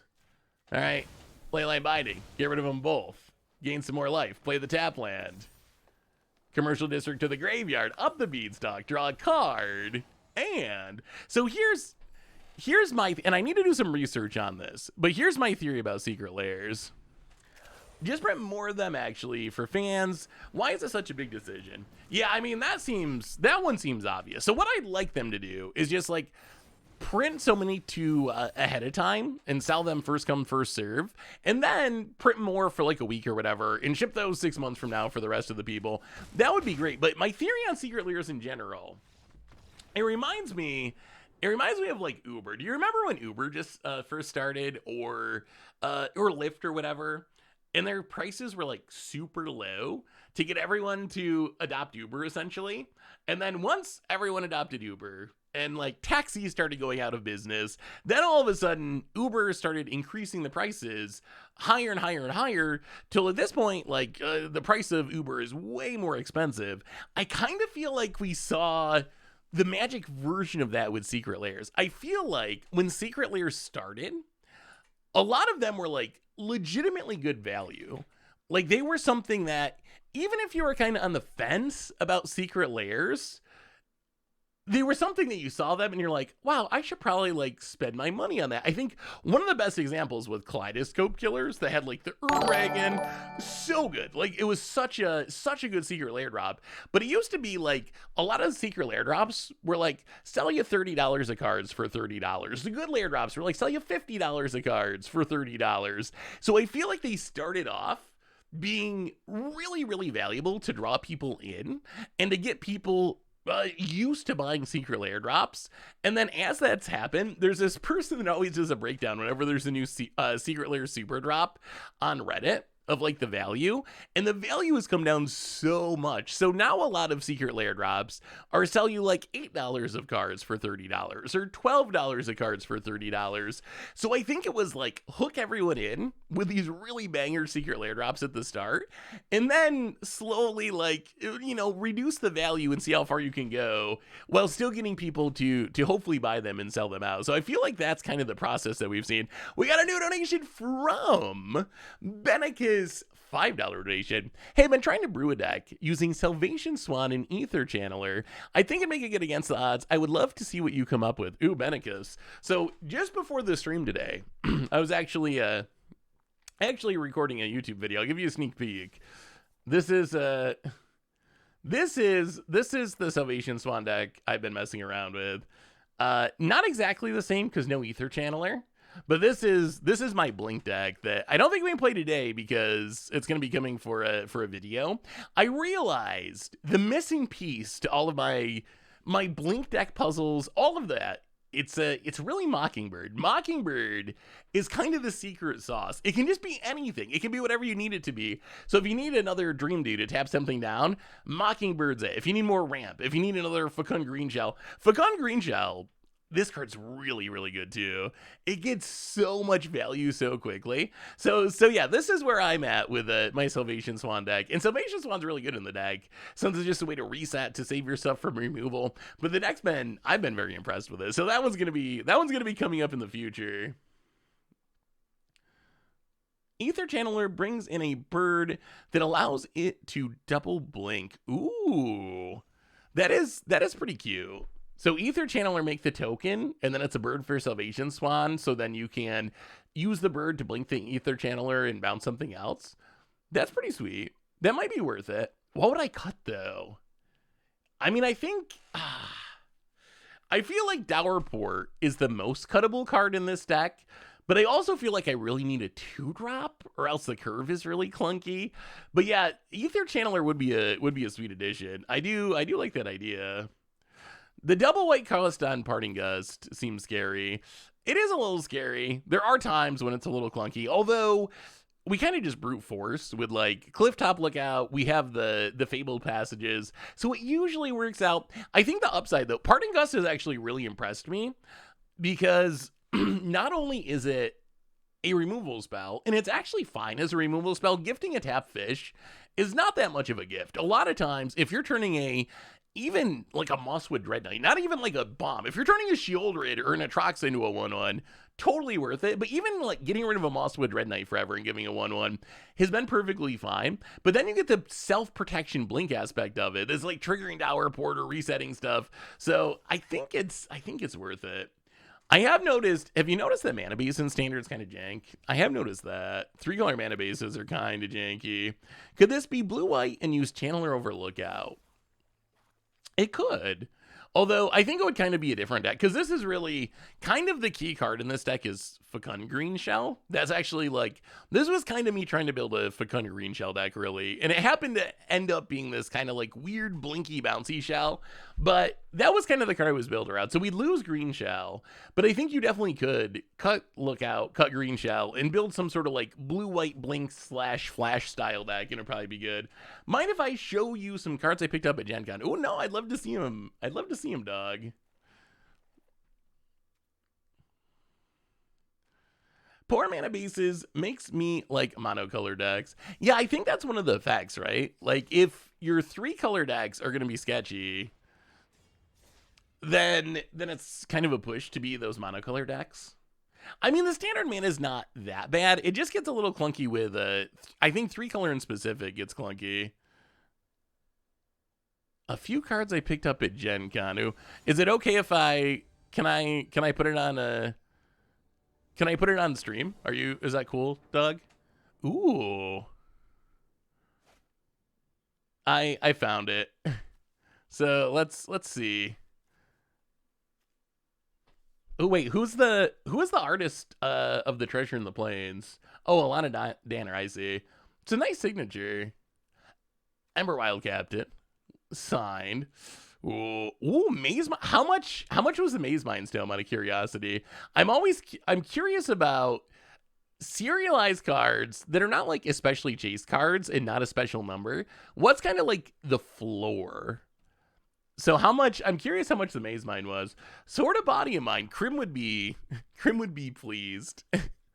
Why Sword of Body? I mean, the Sword of Body of Mind looks nice, but what deck are you gonna put Body of Mind in?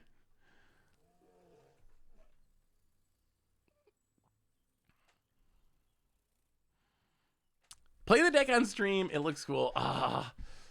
Maybe. Do you want to? Should we? $100 not that bad. That's not that bad. I mean, we could play a couple games on. I try to avoid in general.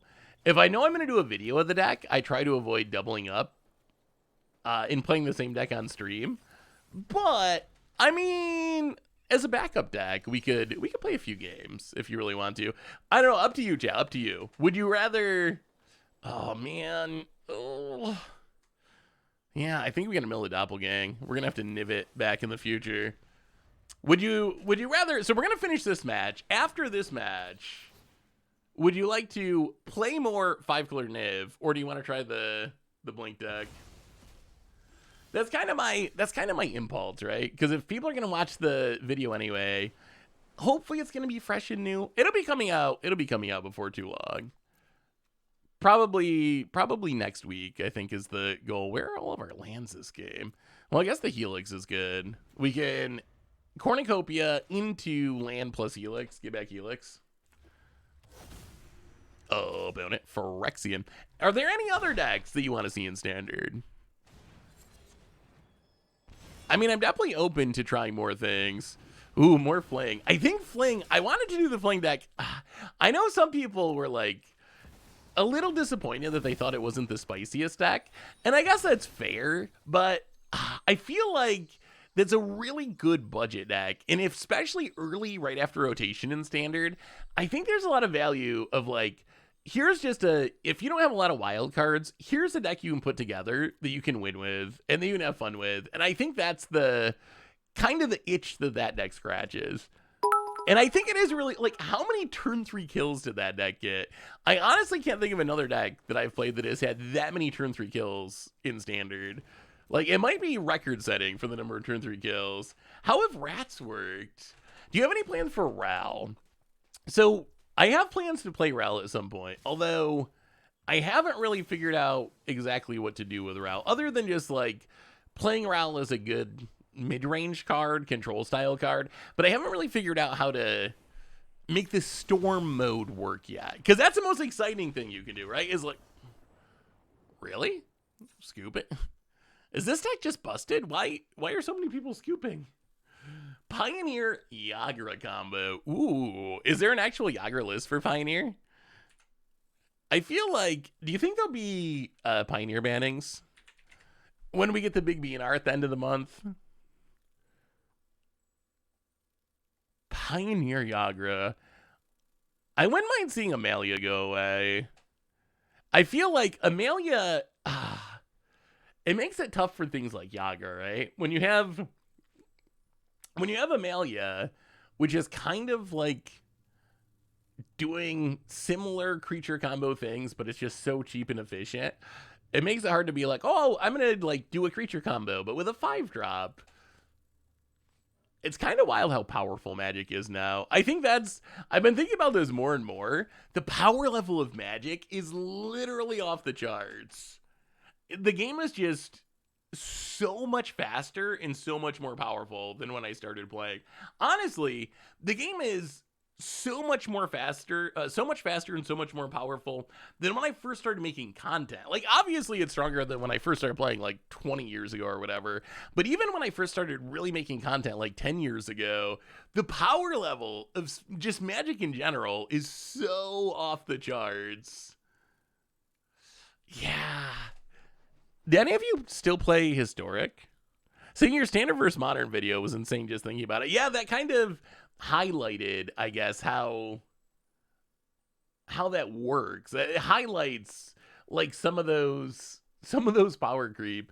We're gonna do some more of that. There's more coming up for Paper Magic. If you ever have ideas of fun matchups for that, definitely let me know, because I would like to. We'll see, but I think it's possible. I guess we should sideboard at some point. Actually, maybe we don't even have to change much. Actually, you know what? Let's bring in Baylos, just because it would be really funny to get a Lily. They might be playing Lily. How old is 34 Rhinos now?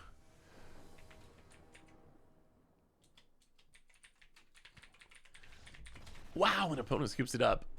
Against odds, 34 Rhinos, almost 9 years ago, October 15th, 2015. So that's when I first started making, I'm pretty sure.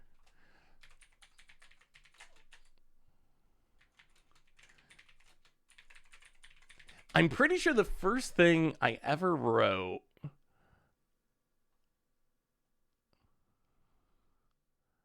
Oh, I don't know if I can find it anymore. I'm pretty sure the first thing I wrote. Here it is, I think. No, that's not the right one.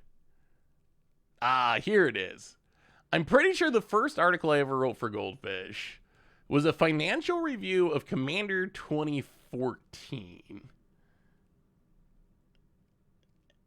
And this was the one with, oh no, that can't be right. I thought it was 2013. Maybe that's not true. Maybe it was 2014.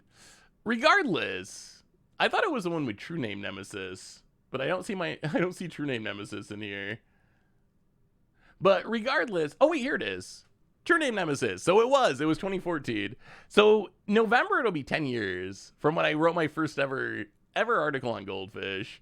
And then about like less than a year after that is when the videos content started. So it's been almost 10 years since videos started doing video stuff. Remember when Arena first went live? Vraska's Contempt.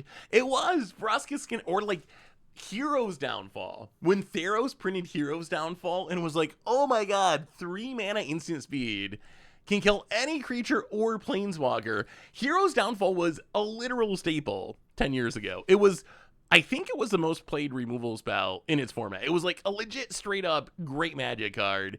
And now Heroes Downfall is an uncommon that no one plays. That's just how much the game has evolved and changed in a relatively short amount of time. Would you like to play Fling and Explore? Have 16 of those. Okay, I gotta see Rakdos Fling and I gotta see the Yagura deck. Rakdos Fling for Explorer, eh? Yeah, you do get some upgrades with Thud. Dreadhorde Butcher works really well as the 2-drop. Kind of a Fireblade Charger. Yeah, it does look pretty sweet. I wonder if it could work. I mean, the ability to get turn 3 kills is just so intoxicating that I feel like maybe you could actually make it work in Pioneer. I do wonder if we need more pump spells. Are there enough pump spells? Maybe there's enough pump spells. But yeah, that would be fun. We'll have to try an Explorer at some point. Seems like it could be a good budget deck there. Speaking of Explorer, some Pioneer Cat Eat Cat. Oh, see, this is a easier way, I think, to combo with Yagra. The double Cauldron Familiar. Yeah, we're gonna have to try that one. I was thinking of like the standard, like you need Camella, then you need Yagra, and you need all these pieces. But I think that 2 Cauldron Familiars, that might be achievable. And CDS Root's a cool backup plan. I wonder if Scavenger's Talent's worth it. I was wondering, like, is there a way you play Scavenger's Talent as you're like sacking your Cauldron Familiar or your Gilded Goose? You can like self-mill to find the Yagra and reanimate it or something. So I don't know if there's a way to get Scavenger's Talent to work in there. But yeah, that looks super sweet. What do you think the game will look like 10 years from now? Okay, if you want a hot take, man, can I even say that? So my initial gut reaction when you said that was Commander will not be the most popular way to play Magic. And that probably sounds insane. But because Commander is just a behemoth right now. It is the biggest format. It's so heavily played. But I feel like the conventional wisdom is that Magic is just going to be more and more commandery, and it's just going to keep trending that direction. I don't know if that's necessarily true. Like, I think there could be a world where that doesn't actually happen. If you want a more, perhaps, I don't know, depending on your perspective, maybe depressing take, 10 years from now, I think there will be more universes beyond sets than in-universe sets. Although I guess maybe that could go the same way. Maybe there's a world where Wizards pushes too far with Universes Beyond and has to like course correct. But I would not be surprised if Universes Beyond 10 years from now were standard legal and it was just kind of like the default way to play the game. Kind of like Fortnite is. Like the universe, like when you have a new set, it could be whatever. Not that they'll end Magic IP sets. I don't think they're planning on ending Magic IP sets in the near future. But I do think with the success of these crossover sets, like if Fallout's the most popular or best-selling Commander decks of all time, Lord of the Rings the best-selling set of all time, you know Wizards is going to keep going down that road. How do you think Marvel's going to do in Final Fantasy? I think that'll determine a lot. I think the success of those two next year will really have a big influence. Like if Marvel tops Lord of the Rings and is the new best-selling set of all time, it's going to be full steam ahead Universes Beyond, like to the max. On the other hand, if they end up like flopping or something, maybe it'll change. I would be very surprised if they flopped. That seems like a stretch that they would actually flop. I think I imagine Final Fantasy does well. Marvel probably does well too. I feel like Marvel's one of those things that it's just like such a big brand that its fans are going to buy it even if they don't care about Magic. Like Oh, has anyone seen value boosters? I still am trying to figure out how much value boosters cost. There was this huge conversation about value boosters when they announced them, and now I haven't been able to find value boosters. But I need to know how much they cost, and I haven't been able to figure it out yet. So if anyone sees value, I don't even gotta buy them. I just want to know, like, how much do they cost? I'm sure Marvel will do well, but it somehow feels misplaced. FF feels like it could work. Any plans for Ral? I'm sure we'll play Ral at some point, Badger. I think I just haven't really figured out exactly what to do with it yet. I feel like it's a card that you can jam into just like a mid-range. Like, we could jam Ral into this deck, a copy or two, and it would be perfectly fine. But I really want to build a deck that goes off with like the 1,000-Year Storm aspect of Ral. Like, that's what I really want to do, is storm off, and I just haven't really figured out how to do that yet. So once I do, it's going to be coming. How was the new Deadpool? I am a little worried about that. Do you think they'll do Deadpool? Honestly, Deadpool is like the only Marvel I really like. That's the only Marvel I watch. Which is probably weird, because I guess you're supposed to know superheroes, but I didn't realize that Deadpool was part of Marvel. I thought it was actually, I thought when I first watched it, I thought it was a spoof on Marvel, and it was like a parody that was making fun of Marvel. I didn't know that it was an actual Marvel character until actually like this year when they announced it was like the Wolverine thing. I was like, oh wait, no, this is actually a part of Marvel. I thought this was just like a funny movie that was making fun of superhero movies. Fallout was also timed perfectly with the release of the show. That is true. Although Wizards tries to do that more and more. Well, let's Leyline by Nate. We gotta get rid of the Shamil. Gain a life. Sure. Draw a card. And no discovery for you. Opponent's deck's kind of interesting. Untap. Well, Underground Mortuary. We'll keep the Pillage. I mean, I guess we're going to play this Niv just to gain a casual 10 life. Cornucopia is actually kind of a messed up card. In Standard is actually kind of a messed up card. Deadpool and Wolverine was everything I wanted in a Deadpool movie. I'm gonna have to check it out. I jammed your Rakdos Fling deck and Gruul and Keeper's Talent deck together, working pretty well. Ooh, that sounds super spicy.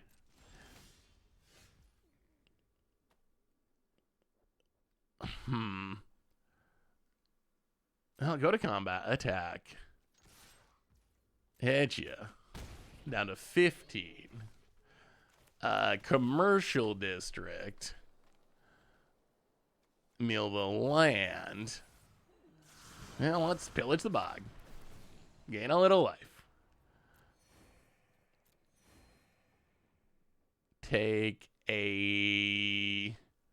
Ooh, make your own luck. Let's just take a make your own luck because it's fun. Make your own luck. Don't counter it, please. Okay. Ill-timed explosion. Yes. Up the beanstalk. Plot it. Draw a couple cards. This deck generates a lot of value. And opponent. Mirix. When are the next viewer battles? So I think, let me look at the calendar. Probably, I think the goal is going to be 2 weeks. So plan on, not next week, but the following week, the 20th. Let's do, that'll give us time to announce it and get it set up, but let's plan on doing the 20th. So 2 weeks from now, doing the next viewer battle stream.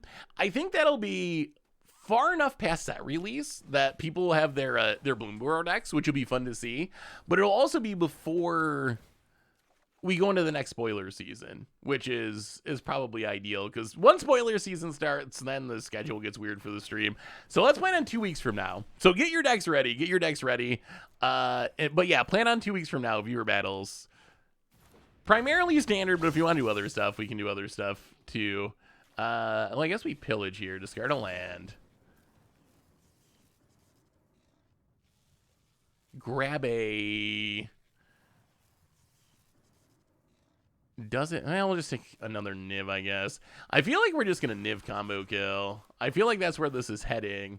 Is we're going to have the, like, cast all the Lightning Helixes turn next turn, hopefully. Discarding timed explosion. I can't find where to buy value boosters. I guess I got bad feedback and stopped them. They should be available now. So I did find, oh boy. Sure. So I did find on eBay someone selling value boosters that they said they had bought at Walmart. So I do know they exist. So I don't think it's that they got bad feedback and stopped it altogether. So, wow, did they only get one Roxanne? That's about as bad as it gets. Do they just, wow, they hard whiffed. No, all right, sure. Opponent gets a meteorite. But we're about to win this game. Opponent commits a crime, hits us down to 47, all the way down to 47. Well, oh my god, it's a lightning helix. Gain a little life, gain a little life. Oh my god, it's another lightning helix. Oh my god, it's another lightning helix. An opponent sees what's happening and scoops it up. I've been using a food deck and having lots of success with it. The sideboard's a little janky, but I would love your feedback on the deck. Ooh, let me take a look. I've been wondering how to make food into a thing in Standard. Knights of Sweet Revenge is a very powerful card. I feel like Knights of Sweet Revenge is a big reason to be a food deck. So Bristlewood Farmer, I think, is also like kind of 4-mana 5/5 Trampler, makes 2 foods and mills in return. Like, it's a very 2024 card. I think that's what when it comes to evaluating cards, I think the biggest mistake that I make in evaluating cards is forgetting that it's 2024. And I think we were talking about Stoke the Flames earlier. And why is Stoke the Flames not seeing any play when it was so good last time it was in Standard? It was like one of the best cards in one of the best decks, and now it doesn't really see play at all. And I think the important thing to realize is the world has changed. The world has changed. Power levels are just so different now. And cards have so much text and are just so big. The stuff that was good 10 years ago, or something that looks like something that was good 5 years ago, maybe doesn't matter anymore. So I think that's one of the challenges in card evaluation. I think, ooh, do we want Jace or I want Jace because it can mill our opponent out, but I'm scared to bring in Jace because if our opponent hits a Jace off of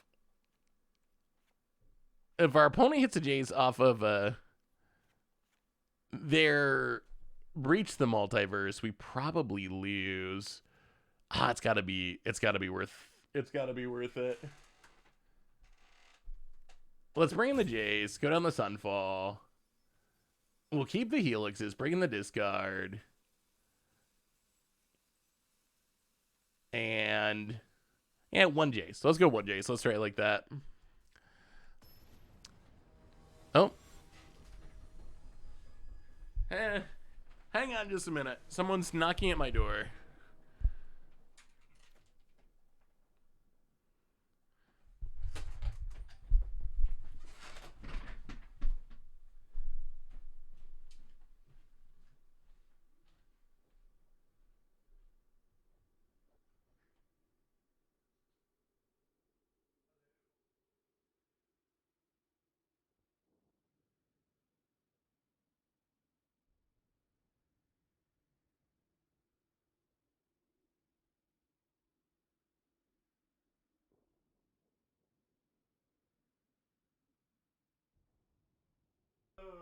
All right, I'm in the middle of something, so thank you. All right.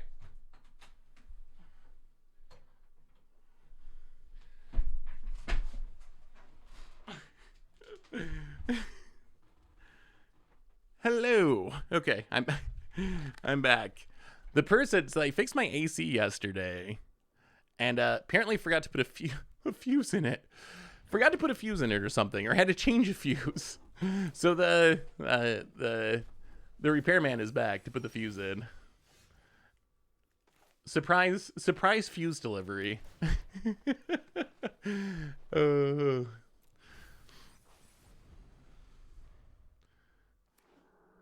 Yeah, we were talking about Stoke the Flames. why do you think Stoke the Flames is so much worse now? Why is Stoke the Flames not? Is it just a case of like it's been too long? Like get fused. It feels like it should still be okay. But is it just too slow now? Like, I guess that's the best I can think of, is it's like just not fast enough anymore. Like, having to tap your creatures is too punishing. That it's just like what was good 8 years ago is just not good anymore. Because think of how much I was thinking about this today playing against mice. And it's wild to me that mice are not better than they are, because the mouse deck is just like, it's so fast. When it just goes 1-drop Manifold Mouse, Double Strike, Pump Spell, it's like you're dying so quickly. Ooh, okay. Wait, I guess this doesn't actually matter because we have Leyline Binding. So let's get rid of that just in case. Get rid of the Citasugu. Opponent's gonna draw some cards. That's fine. But Night Errant generates card advantage though, and adds a body to the battlefield. Like, it's worth tapping your stuff down in that context, I guess, but actually, let's just Roxanne. I think it's better. We could discard. Discard's probably at its best next turn. Next turn would be the turn that our opponent could set up the Breach the Multiverse, which is probably what we're most scared of dying to here. Ooh, all right.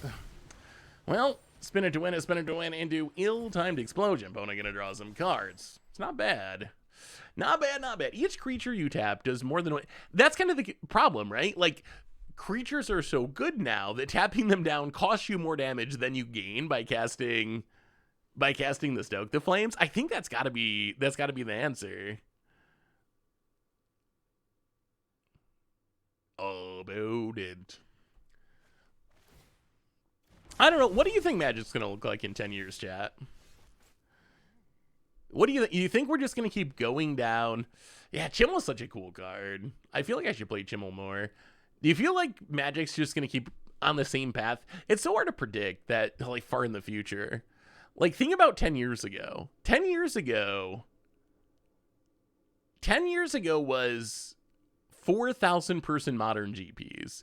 If you would ask someone 10 years ago what they thought Magic would look like in 10 years, the answer would probably be this booming competitive scene of Modern players based on just like these huge tournaments we were having, the popularity of Modern, that Magic would be this kind of like big esport type game, when it's actually went exactly the other direction, right?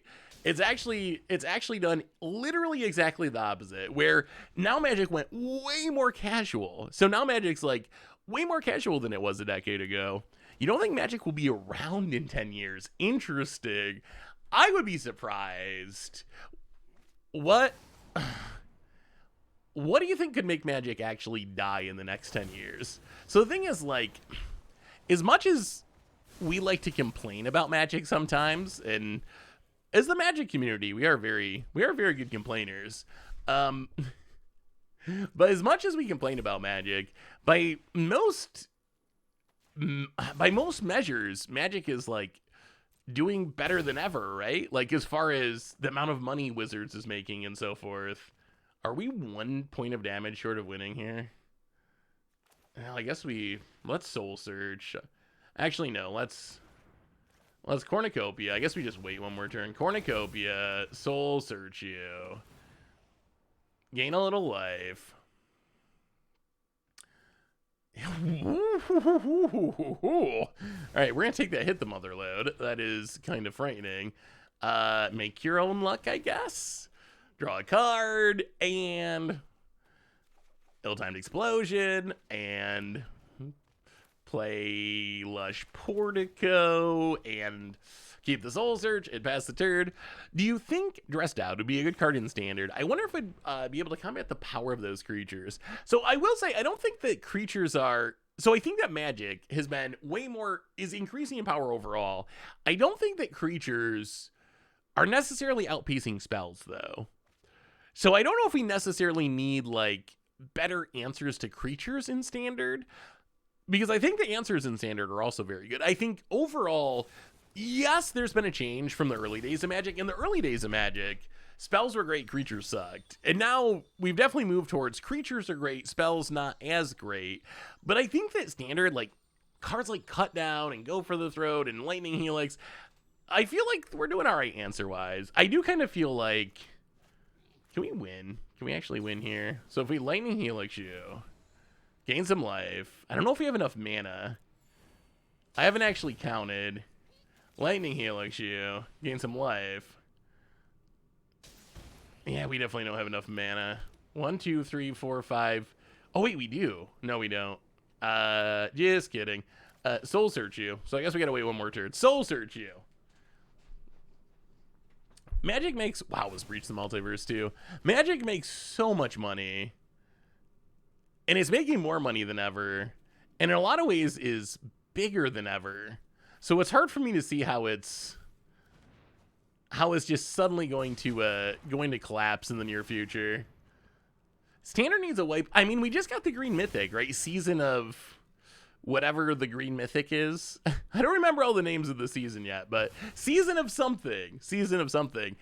I think we could, man, I kind of want them to reprint Lightning Bolt in Standard. I kind of want them to reprint Lightning Bolt. I don't know if they will. If they ever going to do it, it's going to be Foundations. The only thing that hey, what's up, Whackin'? How are you? The only thing I worry about is it's Mono Red's already really good. And opponents, have we not lost with this deck? Are we just like accidentally? No, not more I hate farewell. Please, no more farewells. Have we not lost today? Have we just like been chatting about Magic and not losing it all? There are wipes for artifacts and enchantments. I don't think Magic is going anywhere, but it's not good for WotC that box prices are going up while EV is decreasing in all non-master sets. Do you think they can fix that?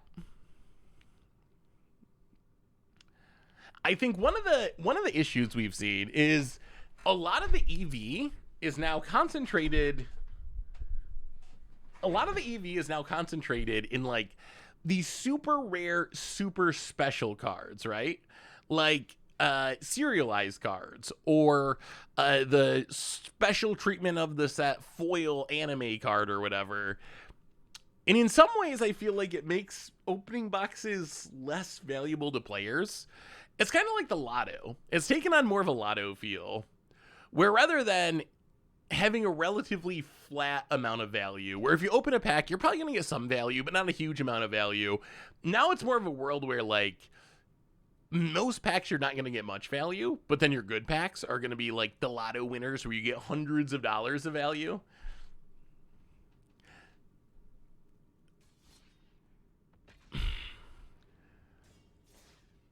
I don't know. It's just hard for me to think that Magic is not doing well. At least in some, like, there's certainly ways Magic could be doing better. There's organized play could be improved a ton, like competitive stuff, non-commander stuff. There's certainly plenty of things to improve at, plenty of stuff that's worth criticizing, like that's for sure. But I mean, we're in a world where we have 10, 15,000 people showing up for Magic cons, and we have just the person who won the gold medal in the 100-meter dash, the new fastest man in the world, is a Magic player. Like, it's just such a different world than it was in the past. How are we going to keep getting young adults into games? Pokemon and Yu-Gi-Oh give us to those players. That is an actual good point and a good question. How was your pathway into Magic? Did you play Magic when you were a kid? Or did you play Yu-Gi-Oh or Pokemon and then eventually end up with Magic? That's what I'm not sure about, because I've talked about this before, trying to get my little nephew into Magic, and he was like kind of wow, Pono Scoops. He was like kind of interested in it for a while, and wow, opponent just scooped the whole match. I tried to get my nephew into it, and he was like kind of interested, and he got the cards, and he played Arena for the while, and it lasted like maybe 6 months, and then he kind of moved on to like playing other things and doing other things. He liked it, but it didn't really capture him like the way it captured me. I do wonder if there's a concern that we don't get enough new players in. But hopefully, in theory, I'm hopeful that Marvel or Fortnite or some of those things, maybe that's what brings in the younger generation of players. I started playing Magic in 1999 as a 6-year-old, been on and off since, really been into it for the last 5 or 10 years. I don't blame kids. They really want to do stuff with friends. It's harder for younger kids to learn the rules. That's definitely true. I mean, Magic is a very complicated game. I also wonder, like, here's a bigger question. Just from seeing, like, my, like, little niece and nephews and people like that, like, do you think kids, like, the next generation of kids, the kids that are now, you know, in elementary school or even junior high, like that generation, do you think that generation will play tabletop games, period? That is true. One Piece is kind of going ham. It's so funny to me that Magic, I almost blame Magic for some of that. We're switching topics a bit. I almost blame Magic for One Piece and Flesh and Blood and those games doing so well, because I feel like they came in and took what Wizards had, which was the best organized play system in tournaments, and Wizards just decided they were going to stop doing that for some reason that at the time I guess made sense to them, but in hindsight I think ended up being misguided. And I think that allowed all these other games to come in and essentially take over what Magic was doing really well as far as the paper tournament scene. And now Magic is kind of like, in some ways, halfway sort of scrambling to try to get that back. And I don't know if they can. I don't know if they can as easily as they would want to, at least. Like, I think they actually hurt themselves. Yeah, like, but anyway, back to the original topic. I look at my, like, little nephew, and he's, like, on the internet all the time. He'll go and play outside and do stuff like that, but I don't know if they had to get on that esports bubble. I don't know if, like, I don't know if he's going to be someone who plays board games, like 4 or 5. And I don't know. It's hard for me to imagine him playing board games. Video games, for sure. YouTube shorts. Oh, yes. Anything like that. But, like, I don't know. I don't know if you'd be able to. I tried to teach my niece who's in high school Magic, and she was just like, this is too complicated. I don't want to learn all this. There's way too many rules. I don't want to try to figure all this out. It's too much. So I do wonder how we get those younger generation to pick up the game. But I guess I'm hopeful the Universes Beyond is the thing that does it. Yeah, they're probably playing Monopoly Go or whatever. Let's just... Oh my god. It's not Lightning Helix. Okay. You can take it. Niv controller domain, which is better? I don't really play domain because I find Atroxa obnoxious. I mean, we play Atroxa on occasion, but I try to avoid Atroxa because I feel like Atroxa is just kind of a boring card. This deck felt really good, though. I mean, I think we're up to... I can't remember where we started. Were we at, like, 500 Mythic? But regardless, I don't think we've lost this entire stream. I'm pretty sure that we've just been, like, talking about random stuff and keeping dodgy hands and winning every round. Opponent did go for the 1 land, 1 keep. They learned from us. Opponent, ooh, Virtue. All right, sure. Well... Oh, they could have Liliana. What if they have Liliana? White, blue, red, blue, green, white. All right, so we can play Niv. We're going to play Niv. If they go land Liliana, I'm going to be very, very disappointed. But, what? So I would say I like this deck better than Domain. All right, can you beat a Niv? Hexproof from... Oh, Deep Cavern Bat. That's fine. That's fine. You can Deep Cavern all you want. Opponent takes the Helix. Oh my god. Well, gonna hit you. Opponent takes the Beats. Playing the land. Surveil away the Fabled Passage. Pillage the Bog. I think we just take up the Beanstalk. Up the Beanstalk seems very good. Up the Beanstalk. Play it, draw a card. And pass the turn. I think this is about as high as Mythic as I've ever been. Usually, I don't always hit Mythic, depending on what we're playing for the month. I don't always hit it. And when I do hit Mythic, I never try to grind for like top Mythic. There's not really any point to it. So if it ever happens, it's kind of accidental, but I'm pretty sure this is like as high as we have ever been as far as Mythic. Opponent finds a bandit's talent. We'll discard another Niv. Opponent. I'm going to level up 1, 2, 3, 4, 5, 6. Huh. Well, let's... Ill-timed explosion. Draw a couple cards. Fabled Passage. Crack the Fabled Passage. Get down this Agent Cornucopia. Take the planes. Play the Cornucopia. And hit you with the Niv. Our opponent probably does have lilies in their deck. They probably do have lilies. And Lily is a good answer to this Niv. Opponent down to 13. Yeah, I was thinking that. Oh... 1, 2, 3, 4, 5, 6. We got to get at least X2 with the Doppelgang, or it's not really worth it. Oh, an opponent just scoops. We're going to do the reverse. Doppelgang has to be my favorite card print in the last year, I think. What's your favorite card of the last year? Can be Commander, can be Standard, I don't even care. But what's your favorite card from the last year of Magic? I think it's cooler to play Magic now.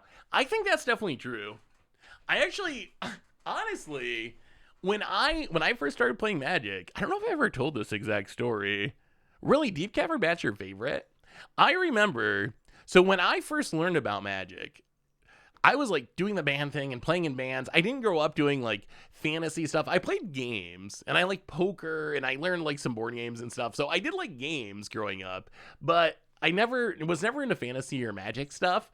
And I remember when I first started seeing my roommate playing Magic, I was actually like kind of nervous to play. I was like, oh man, are people going to think I'm a nerd? Like, am I not going to be cool if I play Magic? Like, I remember having those thoughts and like, that was an actual thing. And I am so glad that's gone away. I feel like the world's become so much more accepting that, or at least like in general, been much more accepting of people's like hobbies and just kind of people being able to enjoy what they enjoy. And I think that's been a really good thing, because I definitely remember feeling that way too.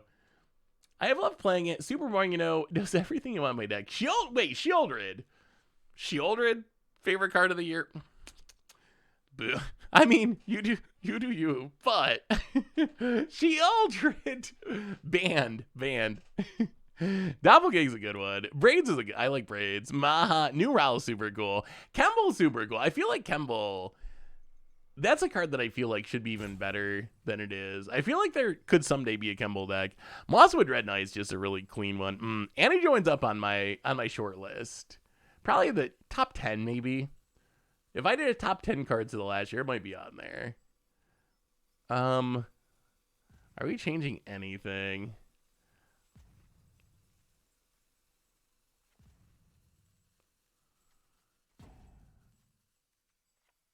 Oh, all right, just made it. Just made it. Crime Lands are really cool.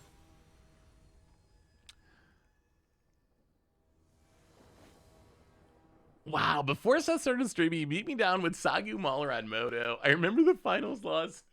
Oh, fondly. Wait, was that in Limited? I used to draft so much on Moto before I did content. That's a funny thing. We very rarely play Limited on content. It just hasn't really worked out that way, but boy, I remember spending like, I don't even know. I probably spent like 12 hours a day during like Christmas breaks or when I wasn't like having big responsibilities, just like cube drafting. Oh my goodness, I spent so much time playing cube draft and Limited. Well, Lango. Yeah, Bayloss, we ran out of time. By the time I actually started sideboarding, we had like 10 seconds. And it was just, we'll bring him in for game 3.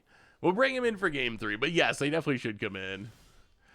Although, I guess our opponent, why are all these very high-ranked Mythic players? I don't understand. Honestly, if you had told me we're like at, I don't know, gold or something, I would believe that. I would actually believe that. I don't know if I see a strong correlation between a player's rank and their actual, like, how they actually play games of Magic. About it.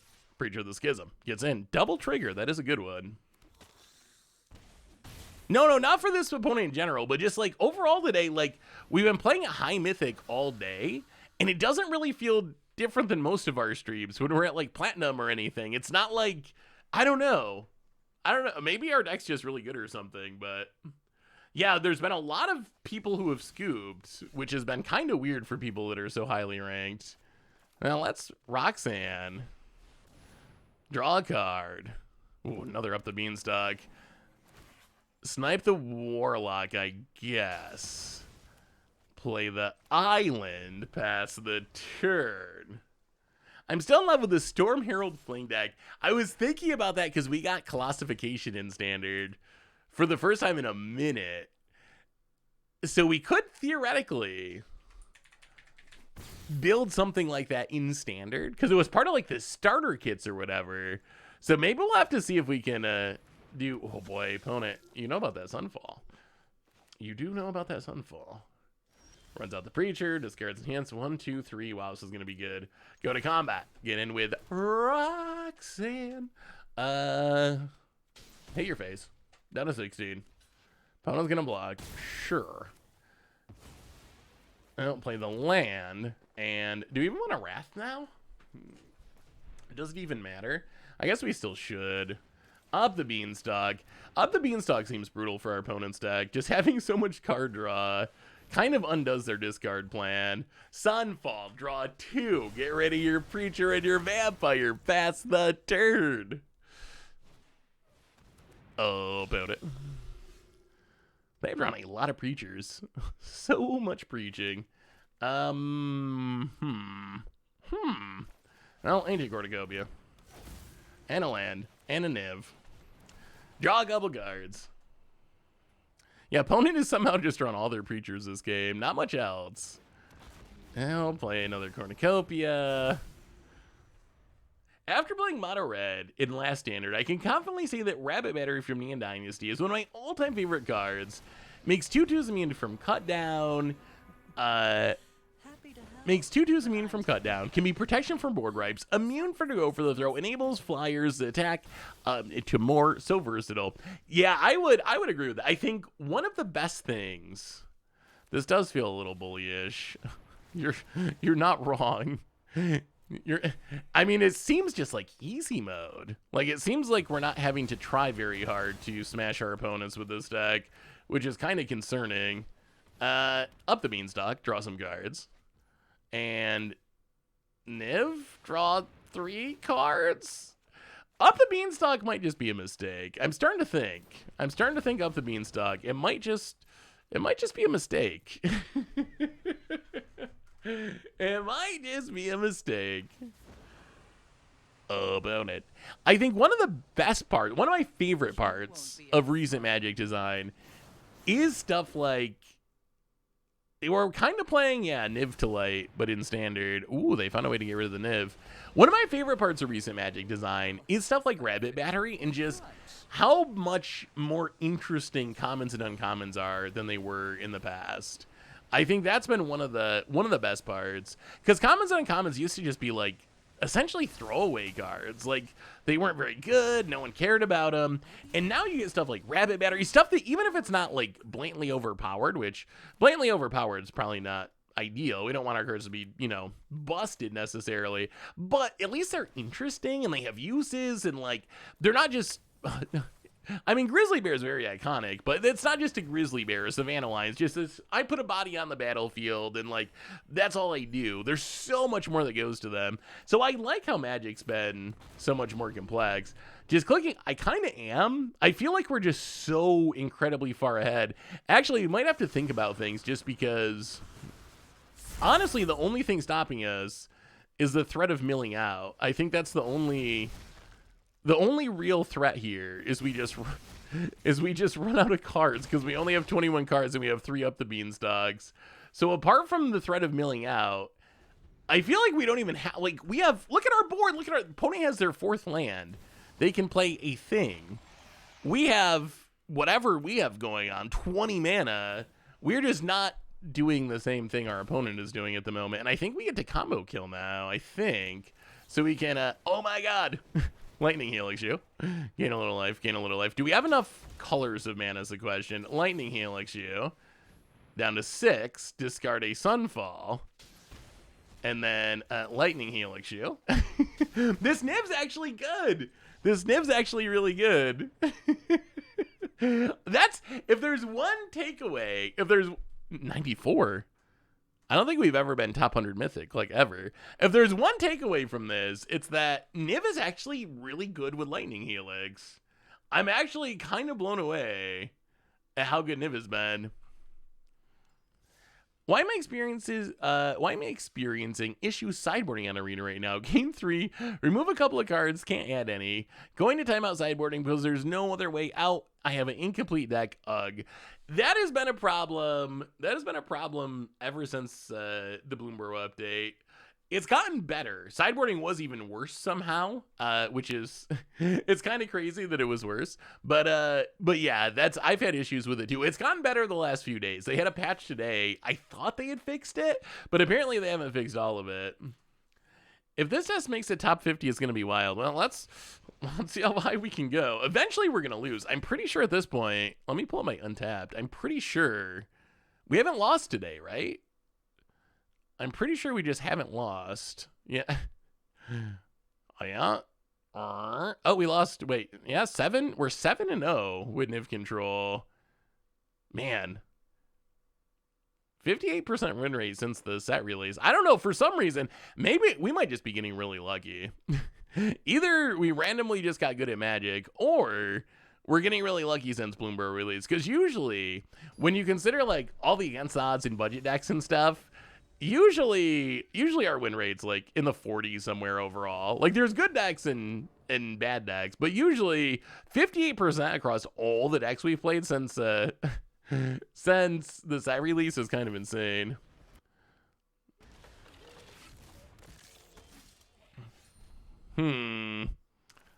Well, let's Slushboard it go.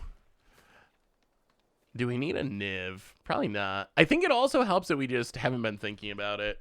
We're just playing Magic. We're having fun. We're chatting. We're chatting about the Olympics and stuff. No, I don't really believe in mulliganing. Although I do think we might have played the wrong land. Might have played the wrong land. We probably should have played a land that lets us cast Lightning Helix this turn. Now we might get got by this hero. Opponent, Mountain, and plots a Slick Shot show off. Oh boy. Oh boy, oh boy, oh boy. Well, so Thundering Falls. Yeah, let's Thundering Falls. Keep the Sunfall. All right, see if we stay alive past the turn. We are down to 12. Opponent plays a land.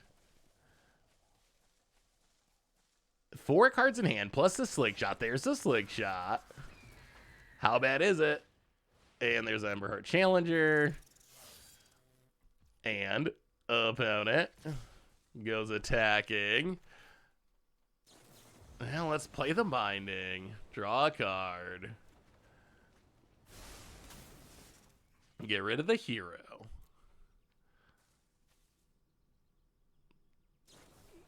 Oh! Oh, Felonious Rage, okay. It's a lot of damage. Down to 4. Down to 4. Not good. That's a Helix, though. Oh my god. Play the land. Cornucopia. Can Cornucopia get us out of this? I think we have to do it now while your opponent's tapped down. Get the Slick Shot.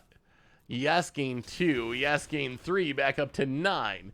Hold. Hold. Come on. No Monstrous Rage. No Monstrous Rage. No Monstrous Rage. Opponent.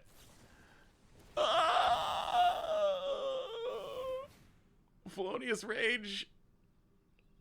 No. No. Oh! Blazing Crescendo. Gosh darn it is.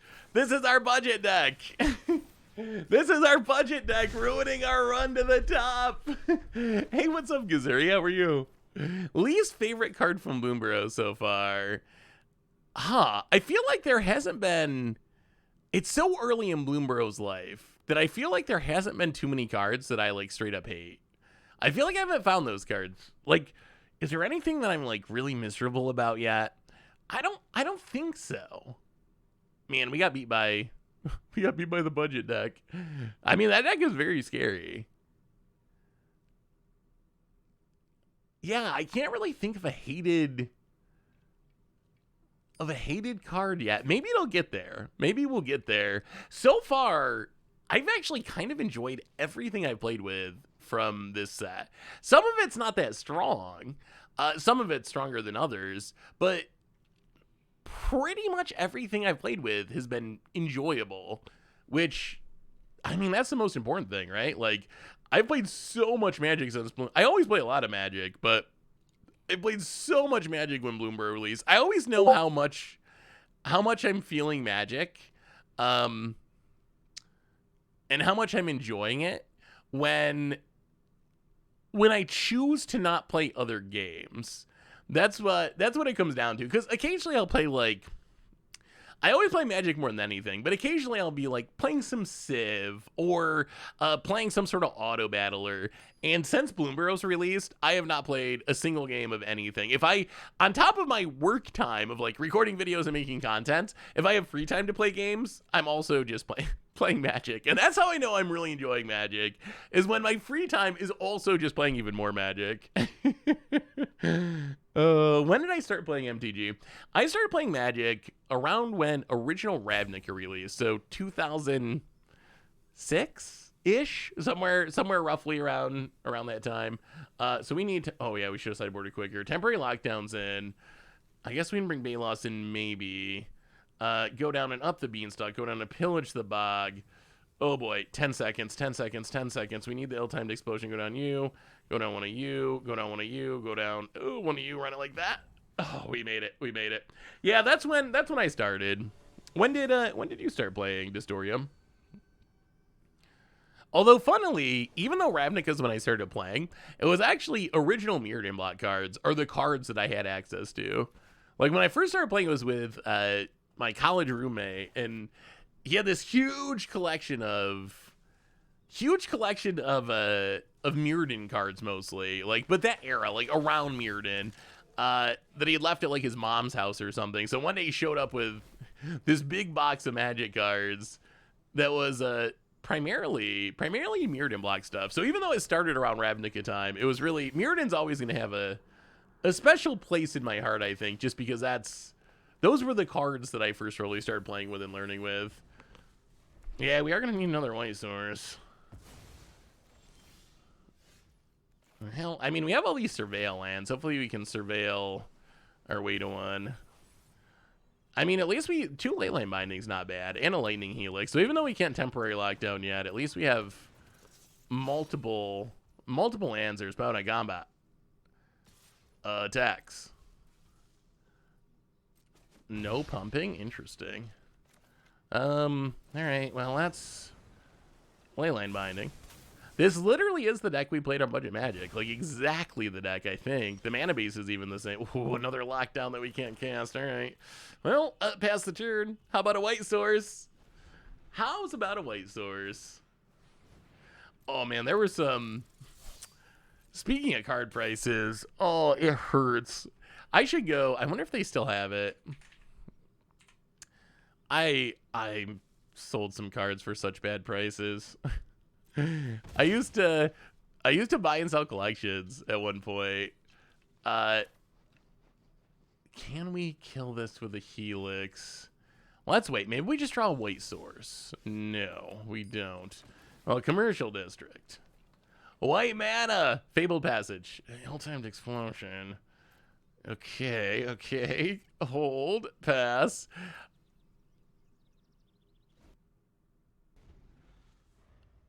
I definitely remember when I used to buy and sell collections, there were some cards I sold, oh man, that I regret now.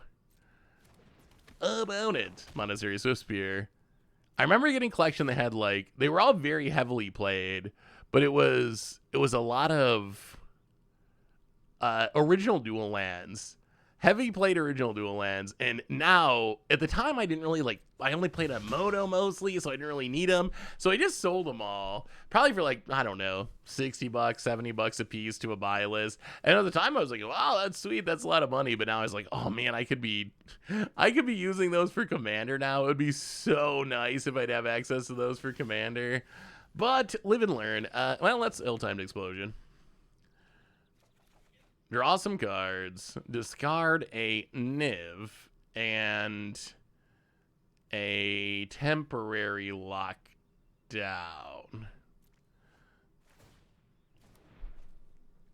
This should be enough to kill him. All right, kill him. Play the land.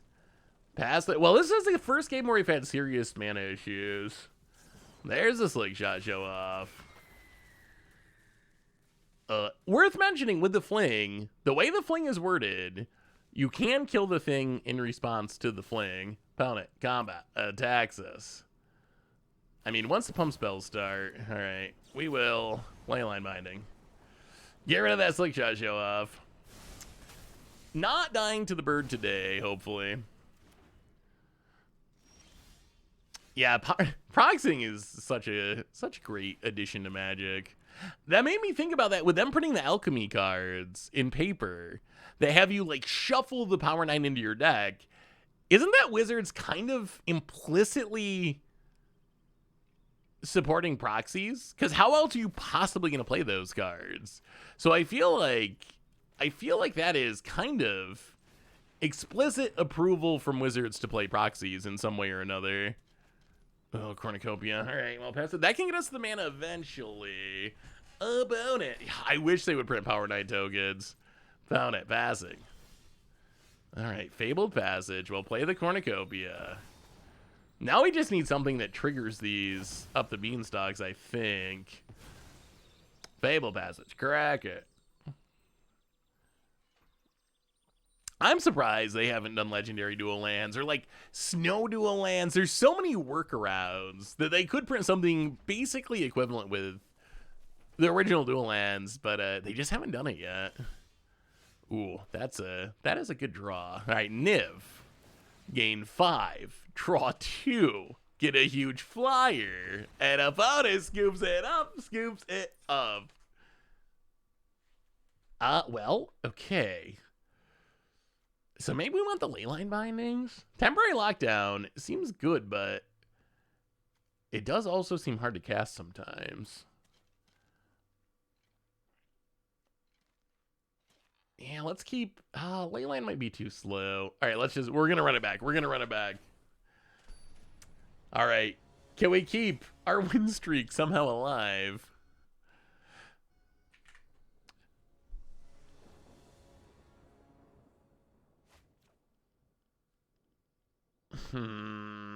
That's a lot of ill-timed explosions. I think we got to mulligan this, actually. All right, that's much better. Forest to the bottom? Forest to the bottom. A lot of tap lands. That is a lot of tap lands. We could just die on turn 3 here. Ooh, Heartfire Hero. Well, yeah, Fabled Passage. Are we dead before we cast a spell? Opponent, do you have the kill? Monastery Swiftspear, okay. Yes, and a Scamp, all right. Well, we could be dead next turn. That's how this deck works. We could just be straight up dead. We'll grab the mountain. Drawing a Plains, I guess, would be good. Opponent, gonna get in, hit us. Down 18. All right, Lesh Portico. And...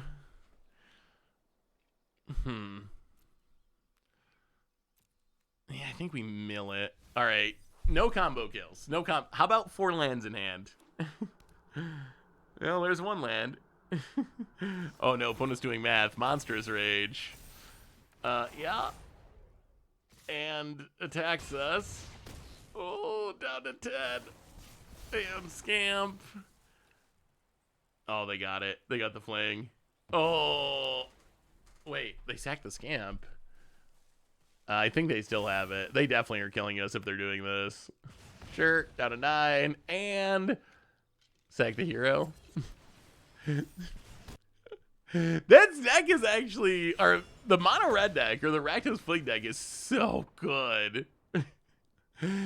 Like, what are we supposed to do in that scenario? Like, I mean, partly it's our deck, right? That we have a bunch of tap lands because we're 5-color, but we literally went tap land into tap land on the draw, died. This version of mono red or Rakdos has to be one of the fastest versions that I remember. It's so fast. I mean, when it gets the right draw, when you don't have the fling, it's still fast, but it's not nearly as fast. But the fling with the Heartfire Hero plan is just so much damage so quick. Well, win streak over. This is why we need Lightning Bolt. The thing is, like, so if we had Lightning Bolt, it's kind of like the Force of Will problem. Like, yes, if we had Lightning Bolt, we would be able to use Lightning Bolt to stop our opponent's creatures earlier. But then Mono Red would also have Lightning Bolt to finish off the game very efficiently. I don't know, Crim's suggestion on the podcast, just can't keep up with these aggros. Yeah, I mean, I think that that was a very fast draw for the deck. That's the best draw. We played that deck a bunch for Budget Magic. If you haven't seen it, you can see the Rakdos Fling deck on the YouTubes for this week's Budget Magic. But that's like the best draw. The best draw is a turn 3 kill. I don't think it's like unbeatable. I think it's a very good deck, but I don't think it's like unbeatable or anything. Metropolis Reformer sounds good, and it is good against Mono Red, but I'm not even sure if it's fast enough. Yeah, oh, it's not complaining at all. Completely fair to get run over by our Budget Magic deck. Oh, is that what that means? I don't know why that always pops up. I always just close it. I don't believe in updating drivers. It's kind of wild how versatile Red has been after each set release. That is true. Plus, Slickshot Show Off is just, that is I think an all-time great mono red card. Or prowess card, or whatever you want to consider it. But I think Slickshot Show Off is, I think we actually keep a 6-lander with this deck. Hopefully it's not mono red again, but we have a bunch of Surveil lands. We should be able to find what we need. We got a Roxanne. I feel like a hand like this is kind of okay. Unless it's mono red, then it's probably not okay. Ooh, Spyglass Iron. Ooh, Cookies. Okay. Well, we'll see. I don't know if Cookies is okay or not. Play the tap land. Action. Ooh, Fabled Passage. Okay. Holy lands. 1, 2, 3. I mean, we kept a land heavy hand. We did keep a land heavy hand. About it. Tough Cookie. Getting in there. And even more lands. Okay. Maybe we made a mistake. Maybe this... Oh, we can keep a 6-lander. Maybe that was not quite true. Would you ever try to make an Argento, dear?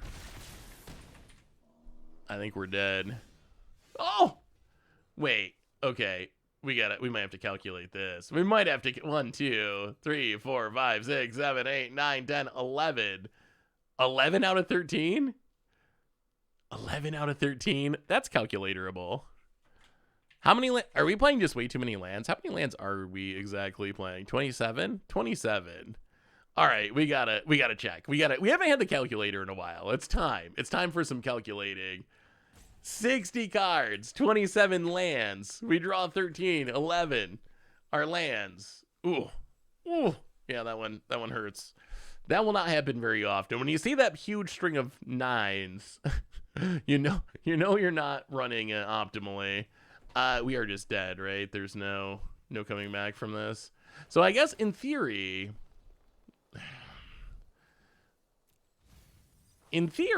we could draw Sunfall, but then they still get to Cascade, but they can turn on the map. If they have the guts, yeah, opponent just goes for it. All right.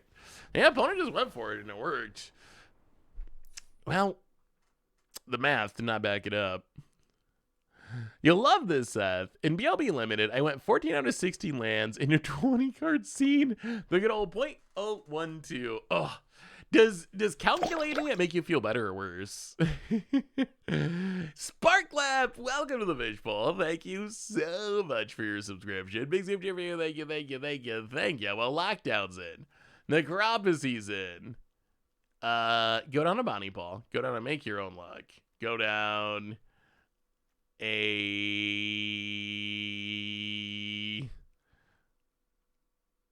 Is Necropsy worth it? Maybe. It might be worth it.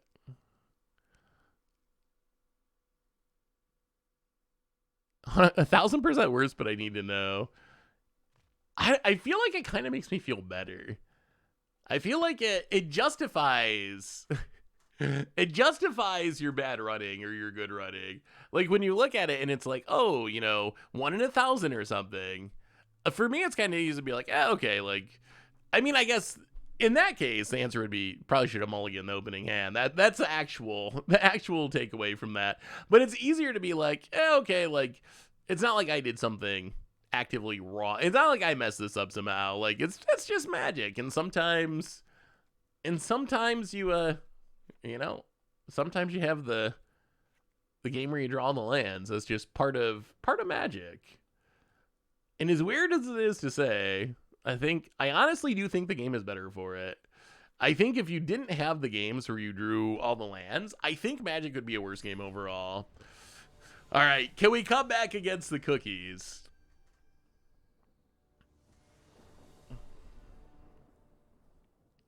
That's a fair take, but sometimes fair takes get thrown out the window when you're already tilted. That is also true.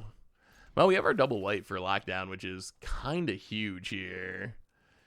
Shauna's interesting. We haven't drawn Shauna a lot, but we have had it be in the late game with cornucopias. Very good card draw. It's the way the cookie crumbles. Oh, what's the best kind of cookie? Cookie tier list. Go. I mean, the answer's got to be, I think the answer to this one's very obvious. Actually, maybe it's not that obvious. But I mean, overall best cookie, probably, I was going to just say chocolate chip. It's hard to say no to chocolate chip. Personally, I do like oatmeal. Oatmeal is also good.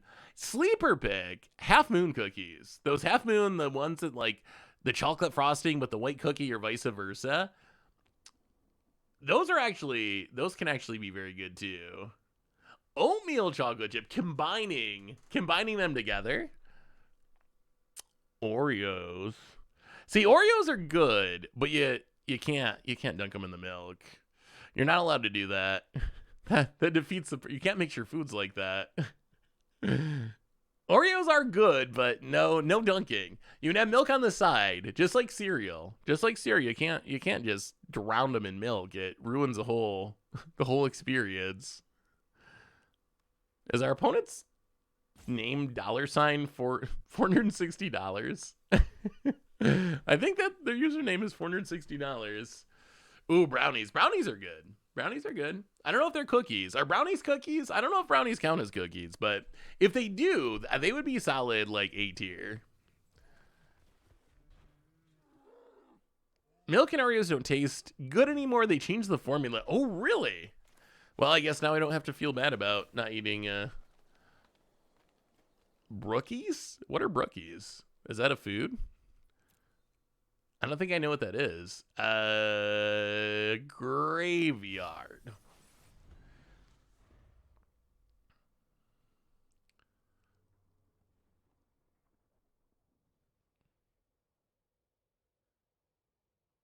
Oh, the Half Moon cookie thing? Yeah, I think that's what they were called. Maybe that's a local. Maybe Half Moon cookies is a local thing.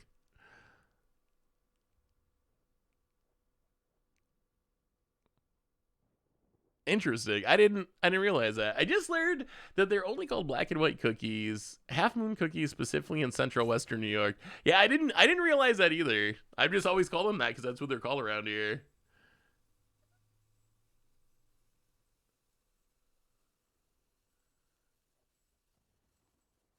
I know. Now we actually do have to make a cookie tier list.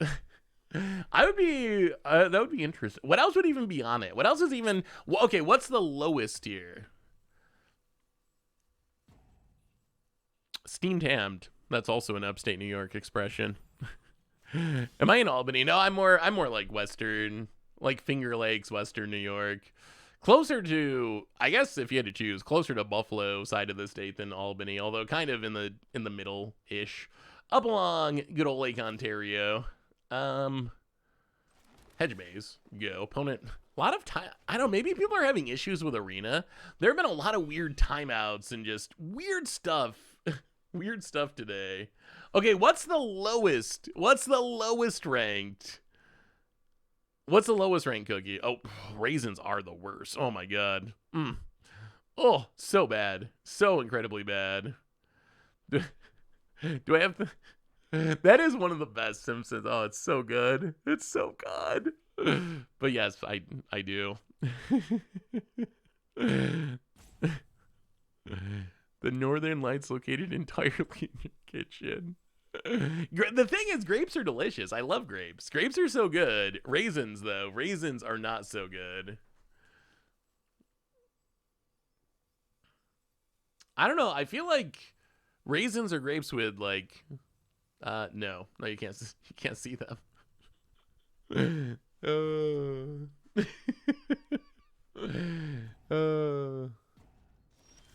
Wow, opponents just... Oh, this is going to be a massacre. Opponents discarding hand size.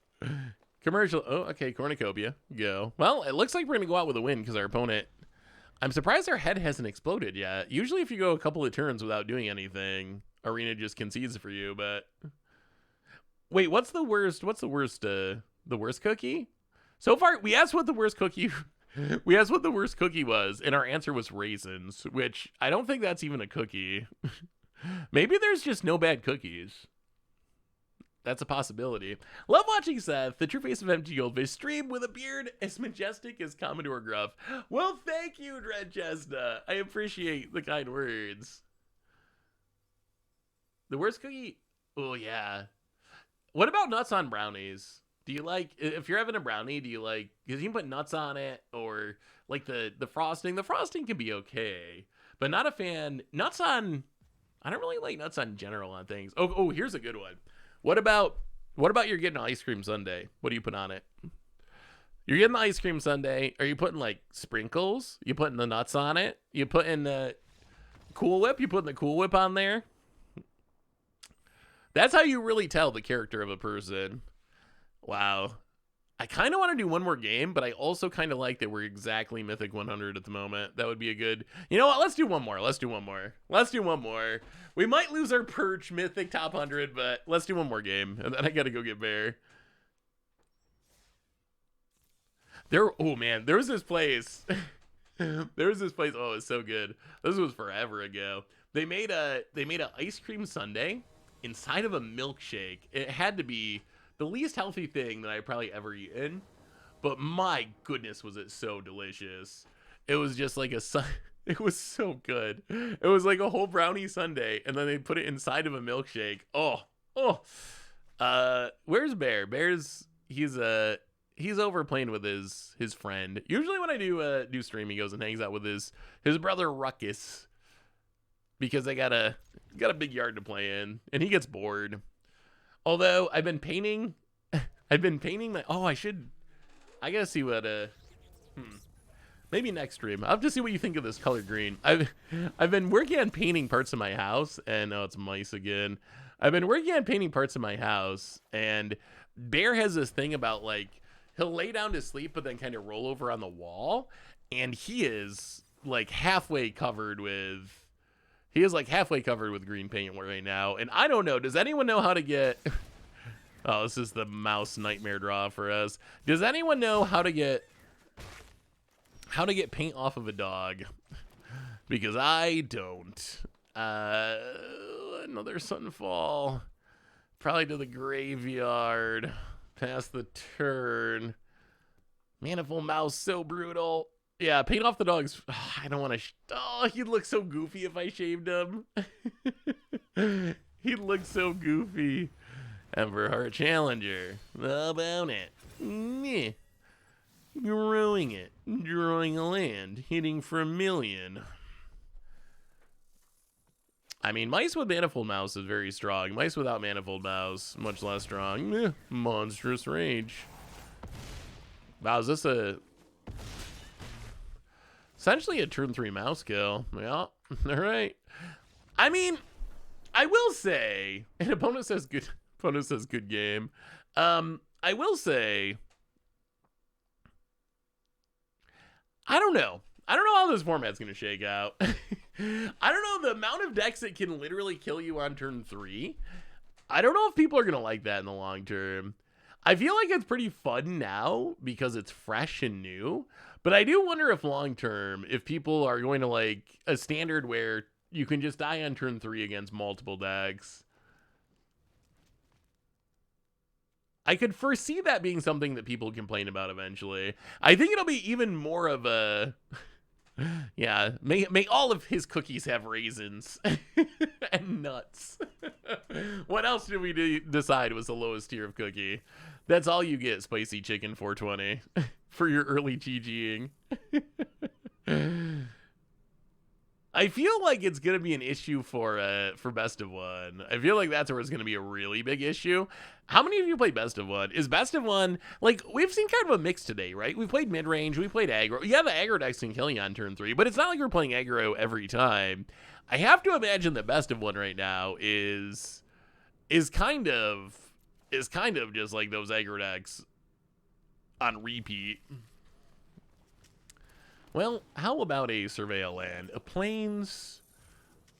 We'll keep it. Double weight's fine. Oh, discard. Okay. I guess that makes sense. A discard could be good there. Well, playing the Plains and pass the turn. We'd like to kill the Manifold Mouse if we could. Oh, no, they always got it. I'm pretty sure Mice just don't keep unless they have Manifold Mouse. I feel like Mice without Manifold Mouse, though, much less threatening. If you're not double striking with Mice, not as big of a deal. Well, Ancient Cornucopia. Yo. Hey, this is S460. Want to apologize for disconnecting. I'm playing on a spotty reception. Good game. Hey, no need to apologize. I figured we've had a lot of opponents having issues today with randomly disconnecting and like just weird stuff. So I assumed it was Arena. I assumed it was Arena being awkward. But I mean, I appreciate the apology, but no need. It's all good. Ooh, Archangel Elspeth. Oh. Well, let's take, I guess, blue. Interesting. So that must be our opponent's plan to go long.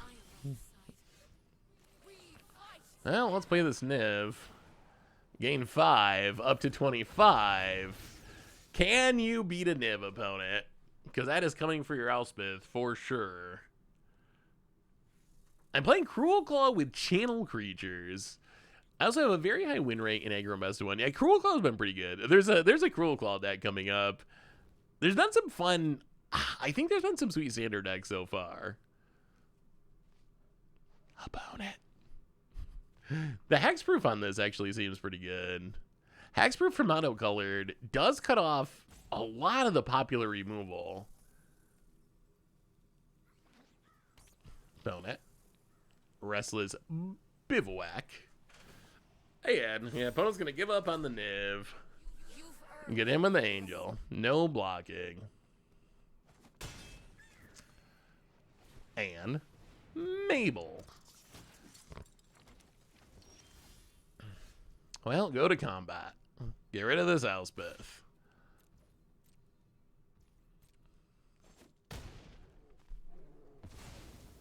Do we ill-timed explosion? I think we do. I think we do. Hopefully we hit something cheap to discard and not just all lands. Come on. 3-drop. 3-drop. Ooh, all right. Cornucopia works. Cornucopia is actually perfect. Discard Cornucopia. Discard Swamp. Wipe them out. Hopefully. So opponent's going to Monstrous Rage. Sure. I think that's fine. So I keep the Mabel. We'll play up the Beanstalk. Draw a card. I mean, we still have the Sunfall, right? So it's not like we're going to lose to this. Yet, at least. What? Lost Chitty, too. Okay, opponent. A very equipment-heavy mouse deck. Equips. Attacks for 5. Trample, Vigilance, Haste. What does Lost Jitty even do?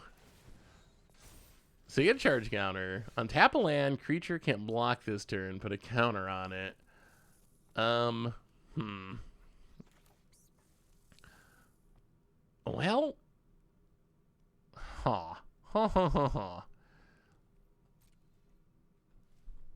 Go to combat. Get in with the Niv. Hit ya.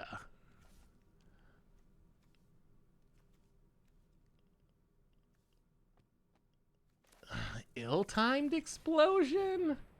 Discard temporary lockdown, I think? Gain some life. We just kind of want to draw cards here. Ooh, no, we will not discard any cards. Okay, those are good. Those are very good. Leyline Binding's kind of the perfect draw here. That is a mighty, mighty Mabel. A mighty mouse, indeed. Opponent's thinking about creature landing, I think. Sure. Well, we will. Leyline Binding. Draw a card, gain some life. Get rid of that Mabel. I feel like we're kind of stable. I feel like if mice are going to get us, they're going to get us, like, very quickly. Ooh, that Shauna's going to be nice. I feel like the mice are going to get us very quickly. I feel like they're less likely to get us in the late game. Opponent. I mean, they could have, like, Lorien revealed or something. If they have something like that, they remain Mabled. All right, opponent lets it go. Would Nadu be too good in Standard? I mean, Nadu just shouldn't exist. I think it would be very strong in Standard, even without the combos. Just as, like, removal. Even played, like, super fairly, I think it would still be good. In Standard, in specific. But it hits us to 18. So, yeah, it might actually still be too good. Another Niv.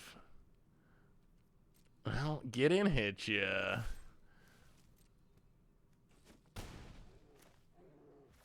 Play the Shauna.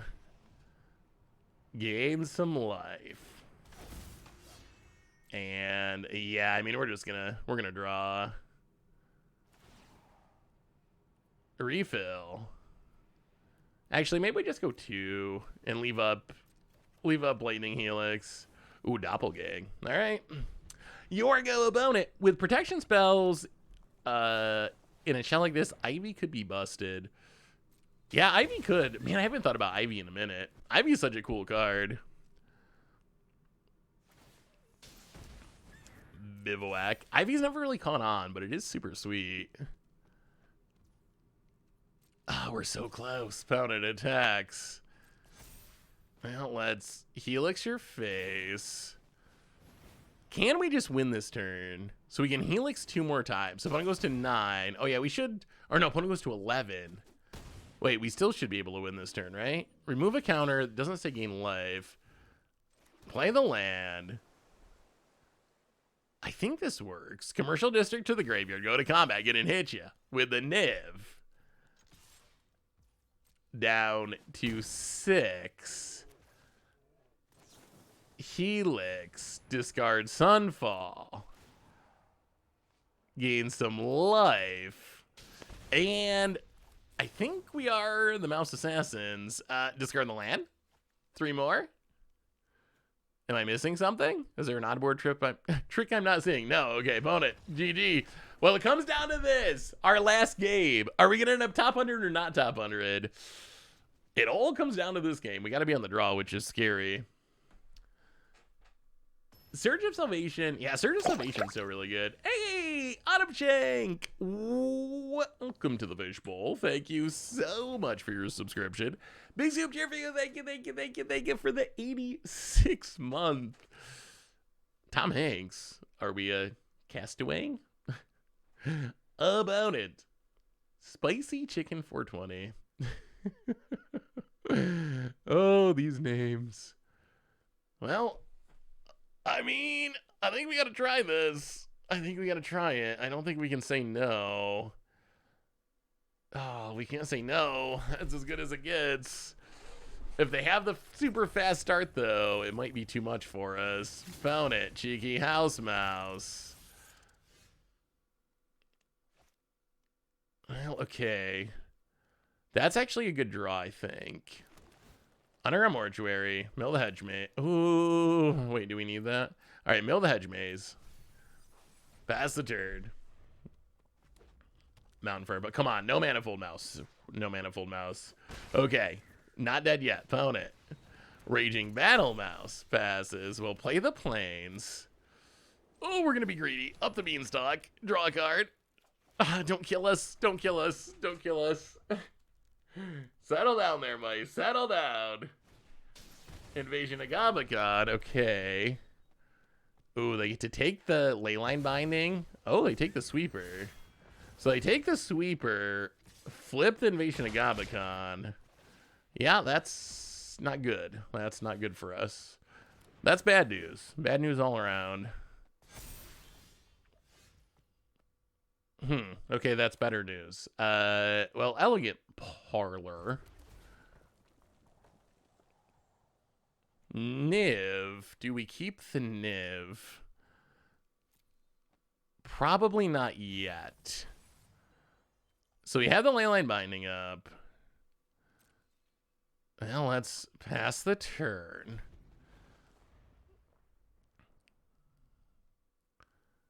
I mean, hopefully this temporary lockdown just hard resets.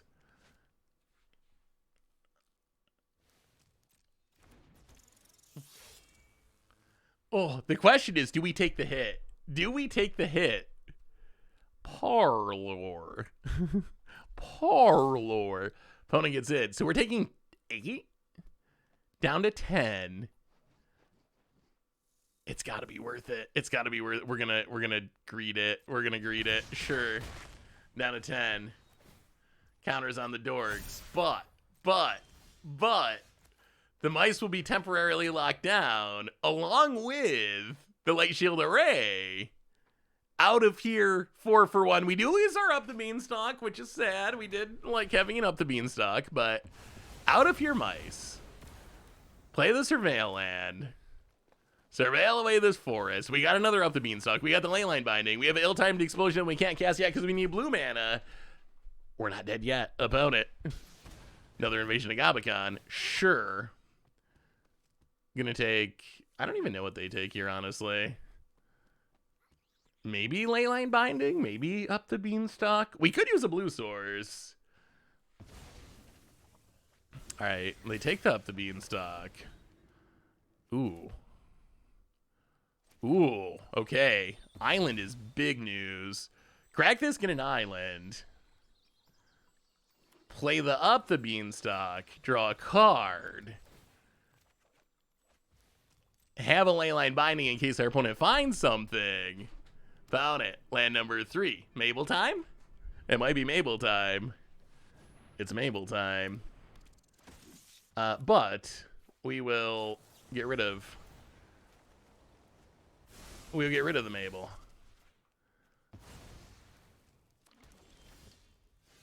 Under a mortuary. Do a little surveilling. Get rid of the surveil land.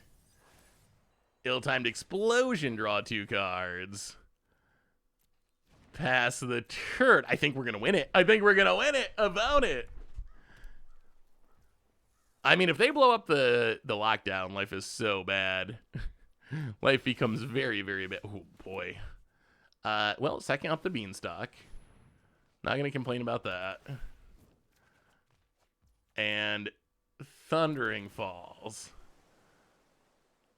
Mill the Lush Portico. I mean, if they have enchantment destruction, that's where this could go bad in a hurry. Okay, Lightning Helix, that's not enchantment destruction. Down to 7.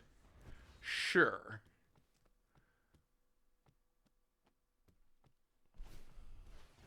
Manifold Mouse. No offspring. Well, we will leyline binding. Draw 2. Get rid of the Manifold Mouse. There's a Helix. That's big. That's really, really big. So, Roxanne, draw 2. There's a Cornucopia. Oh boy, double Cornucopia. Make the meteorite hit your face. Down to 18. Play the planes. And we gotta play it safe. Pass the turn. Discard Commercial District. Leave up the Lightning Helix. As long as we survive this turn. Opponent, Manifold Mouse. Opponent equips to the Manifold Mouse. Yeah. And goes to combat. And swings. Well, we will block with Roxanne to kill the Manifold Mouse. Down to 4. But the life is about to be gained back because of these Cornucopias. Swamp. Play a Cornucopia. Play another Cornucopia. Sure, gain a life. 1, 2, 3, 4, 5, 6. 1, 2, 3, 4, 5. This is weird, but I think we just go X1 and copy to trigger our stuff and gain life. And get another Cornucopia, and we still have the Helix up. We still have the Binding up. Land for our opponent. And passing. Well, Helix your face. Gain about infinite life. Up to 9. Up to 11. Up to 13. Up to 16. And that's another Cornucopia. Play the Cornucopia. No, no, no. And this one's over. This one's over, and we're going out with a win. We're gonna decline because we're gonna ill-timed explosion. Yeah, mice are very good at getting the fast wins, but if they don't get the fast wins, they are not going to. Oh, we should have said yes to that. Oops. They're not gonna make a comeback. If they don't get the aggro win, they just don't have the ability to play long. Should have not declined this Cornucopia trigger. I don't think it actually matters at this point, but we meant to say no and then say yes to the ill-timed explosion, and it looks like, is this the spicy chicken 420 salty rope here? All right, Cornucopia, up to 22. Draw some cards, decline, Thundering Falls. I mean, we just need a finisher. We just need some sort of finisher. Like a Niv would be good here. A Niv would let us close it out. Opponent back on the clock. Ooh, Roxanne. That's a finisher. That's a finisher. Pass the turn. Yeah, I think this is the highest we've been. I think this is the highest I've been in Mythic. I'm pretty sure. Link to the deck. There you go. Exclamation point deck. We'll get it for you. All right, opponent flips, 1 card in hand. I mean, we have the answers to everything, and we have 22 life. And a Roxanne coming. Opponent. Swordmaster with Offspring. And gonna haste it up. Well, we will just Leyline Binding, get rid of the Light Shield Array, gain a huge pile of life, draw a huge pile of cards. Roxanne, and a land. Opponent's not giving up. They're fighting to the bitter end, but we're going to get rid of the Light Shield. Opponent can sack it if they want. Northern Vanguard, welcome to the Fishbowl for the 5-year, 60-month resub. Thank you for your subscription. Big super for you. Thank you. Opponent gets it, hit us. Thank you so much, Northern Vanguard. Definitely appreciate it. Well, land crack it. Snag a whatever. And Roxanne.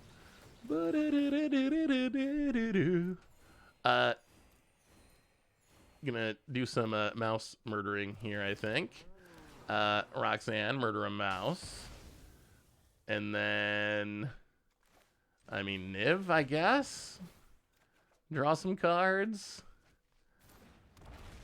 And Helix the mouse. When does our opponent give up? I mean, we have the doppelgang. We have the doppelgang in the graveyard. Can we actually cast this? All right. Pass the turn. Discard a Fabled Passage. All right, opponent. You better win the game somehow, mice. Now, even if they blow up Temporary Lockdown, I don't know if it even matters. Especially, I mean, we definitely have 2 more in hand, so it definitely doesn't matter, but about it. 16 cards. We should be good. Okay, opponent. Blow up an artifact, blow up an enchantment, get all their stuff back. Wait, why did... Oh? What did... How do we trigger the... Up the beat... Oh, Up the Beanstalk just entered. I see. It was from an enter. I was like, we didn't cast a spell. How did that happen? Well, opponent takes the Sunfall. Raging Battle Mouse triggers and triggers. Finds a Manifold. I mean, we're just at such a high life total now. Opponent attacks. Yeah, I don't even think we care. Sure. You can Invasion of Gabakon. That's fine. We will just temporary lockdown you again. Opponent flips it. Triggers.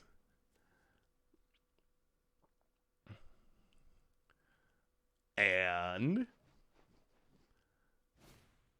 another challenger. I think our opponent's just kind of given up here. I think. Can we just win here somehow? So go to combat. Attack with both. Kill the Battle Mouse. Opponent. Blocks. Where are our lightning helixes? Shouldn't we have a bunch more light? Are there all the helixes in our deck? Opponent blocks and blocks. Sure. Drops to 13. Well, okay. Ill-timed explosion. Discard a Sunfall. Where's our helixes? Actually, could we just be winning with Doppelgang? We probably could, couldn't we, if we weren't casting Ill-timed explosion? Decline. 1, 2, 3, 4, 5, 6, 7, 8, 9, 10, 11. Well, I mean, I think we can do it anyway. Let's just do the Doppelgang thing. This makes the most sense. We might as well just win the game, I guess. We do have 3 meteorites, which is enough. Copy meteorites, discard a cornucopia. Draw some cards, but it doesn't matter, and we are going out on top. Your mom is a meteorite. Oh. And that should do it. That should do it. Eating some spicy chicken. And there's a helix too. And well, meteorite you. 2, 4, and 6. And 8, and 10, and 12, and 14, and kill your mouse, 16, and 18. We gotta send the message that your mouse cannot survive. Opponent's gonna say, no, the mouse must die. The mouse is not allowed to live. Sorry, opponent. Sorry, we just had to send the message. Well, so yesterday, hey, Sethro Jenkins, I love you too. 84, number 84. This is the best we've ever done at Mythic. So yesterday, I gotta say, yesterday, we played the most aggro deck on Budget Magic, and it worked really well, and we did really well. Today we played the most dirtily control-y game, and we also did really well. So I guess so far it seems like Bloomburrow Standard, whether you want to be super aggro or 5-color control or something in between, it seems like the options are there. So yeah, what's the best deck in Standard right now? I mean, if you look at the metagame page, the most popular is, I guess, Golgari Midrange. I don't know what to say. My experience, just based on Untapped, is this deck was actually really good, but a lot of our decks have been really good. If you look at what we've played so far, our records with decks have just been really... This is by far the fastest run to Mythic I've ever had. But, like, pretty much everything we've played since rotation has been, like, pretty good, surprisingly good. We went 9-1 with Niv control. The Bant deck that's coming up, we went 6-1. This deck, that deck's very janky. Hopefully I'll figure out how to make Balin token combo work for against that. The idea of Balin and Rotogravic is so sweet, but so far I haven't been able to win a game with it. Innkeeper's Talent, really good. Rakdos Fling, really good. There's options. So I don't really know yet. So far there's been a lot of decks that have felt decent, so it's hard to pick which one in specific is the best. But hey, so popped at the beginning of your stream. I heard you mention never looking at Destroy All Humanity manga. I think I can sell you on it. Second main character's favorite card is Armageddon. Ooh. Well, I'm definitely gonna check it out once it drops in the US. Is this the healthiest standard it's been in a while in terms of variety of decks? Honestly, I think last year's standard, especially the second half, was pretty good too. But yeah, it's right after rotation, so that's a part of it, is that we just got all the new stuff going on. So I think that's part of why there's so much diversity. We'll see what it looks like in a month or two. But I do think right now, the format, it has all the kind of meta archetypes, right? You can play combo if you want, you can play control if you want, you can play mid-range, you can play aggro. And we haven't always had that in recent standard format. So that's a very encouraging sign about this format, is just you can play all those things, and that's usually where healthy standards end up. But anyway, everyone, I think that brings us to the end of our stream for today. So we did surprisingly well. Top 100 Mythic for, I think, the first time ever.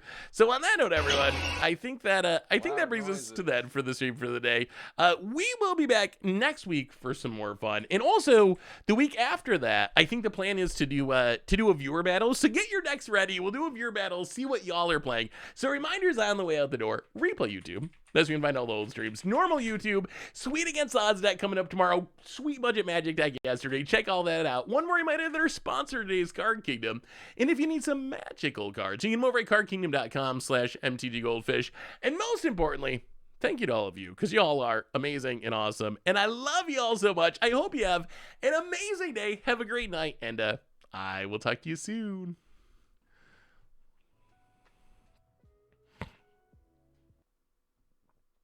Their fucking names, like, what goes through your brain? I'd love to figure that out.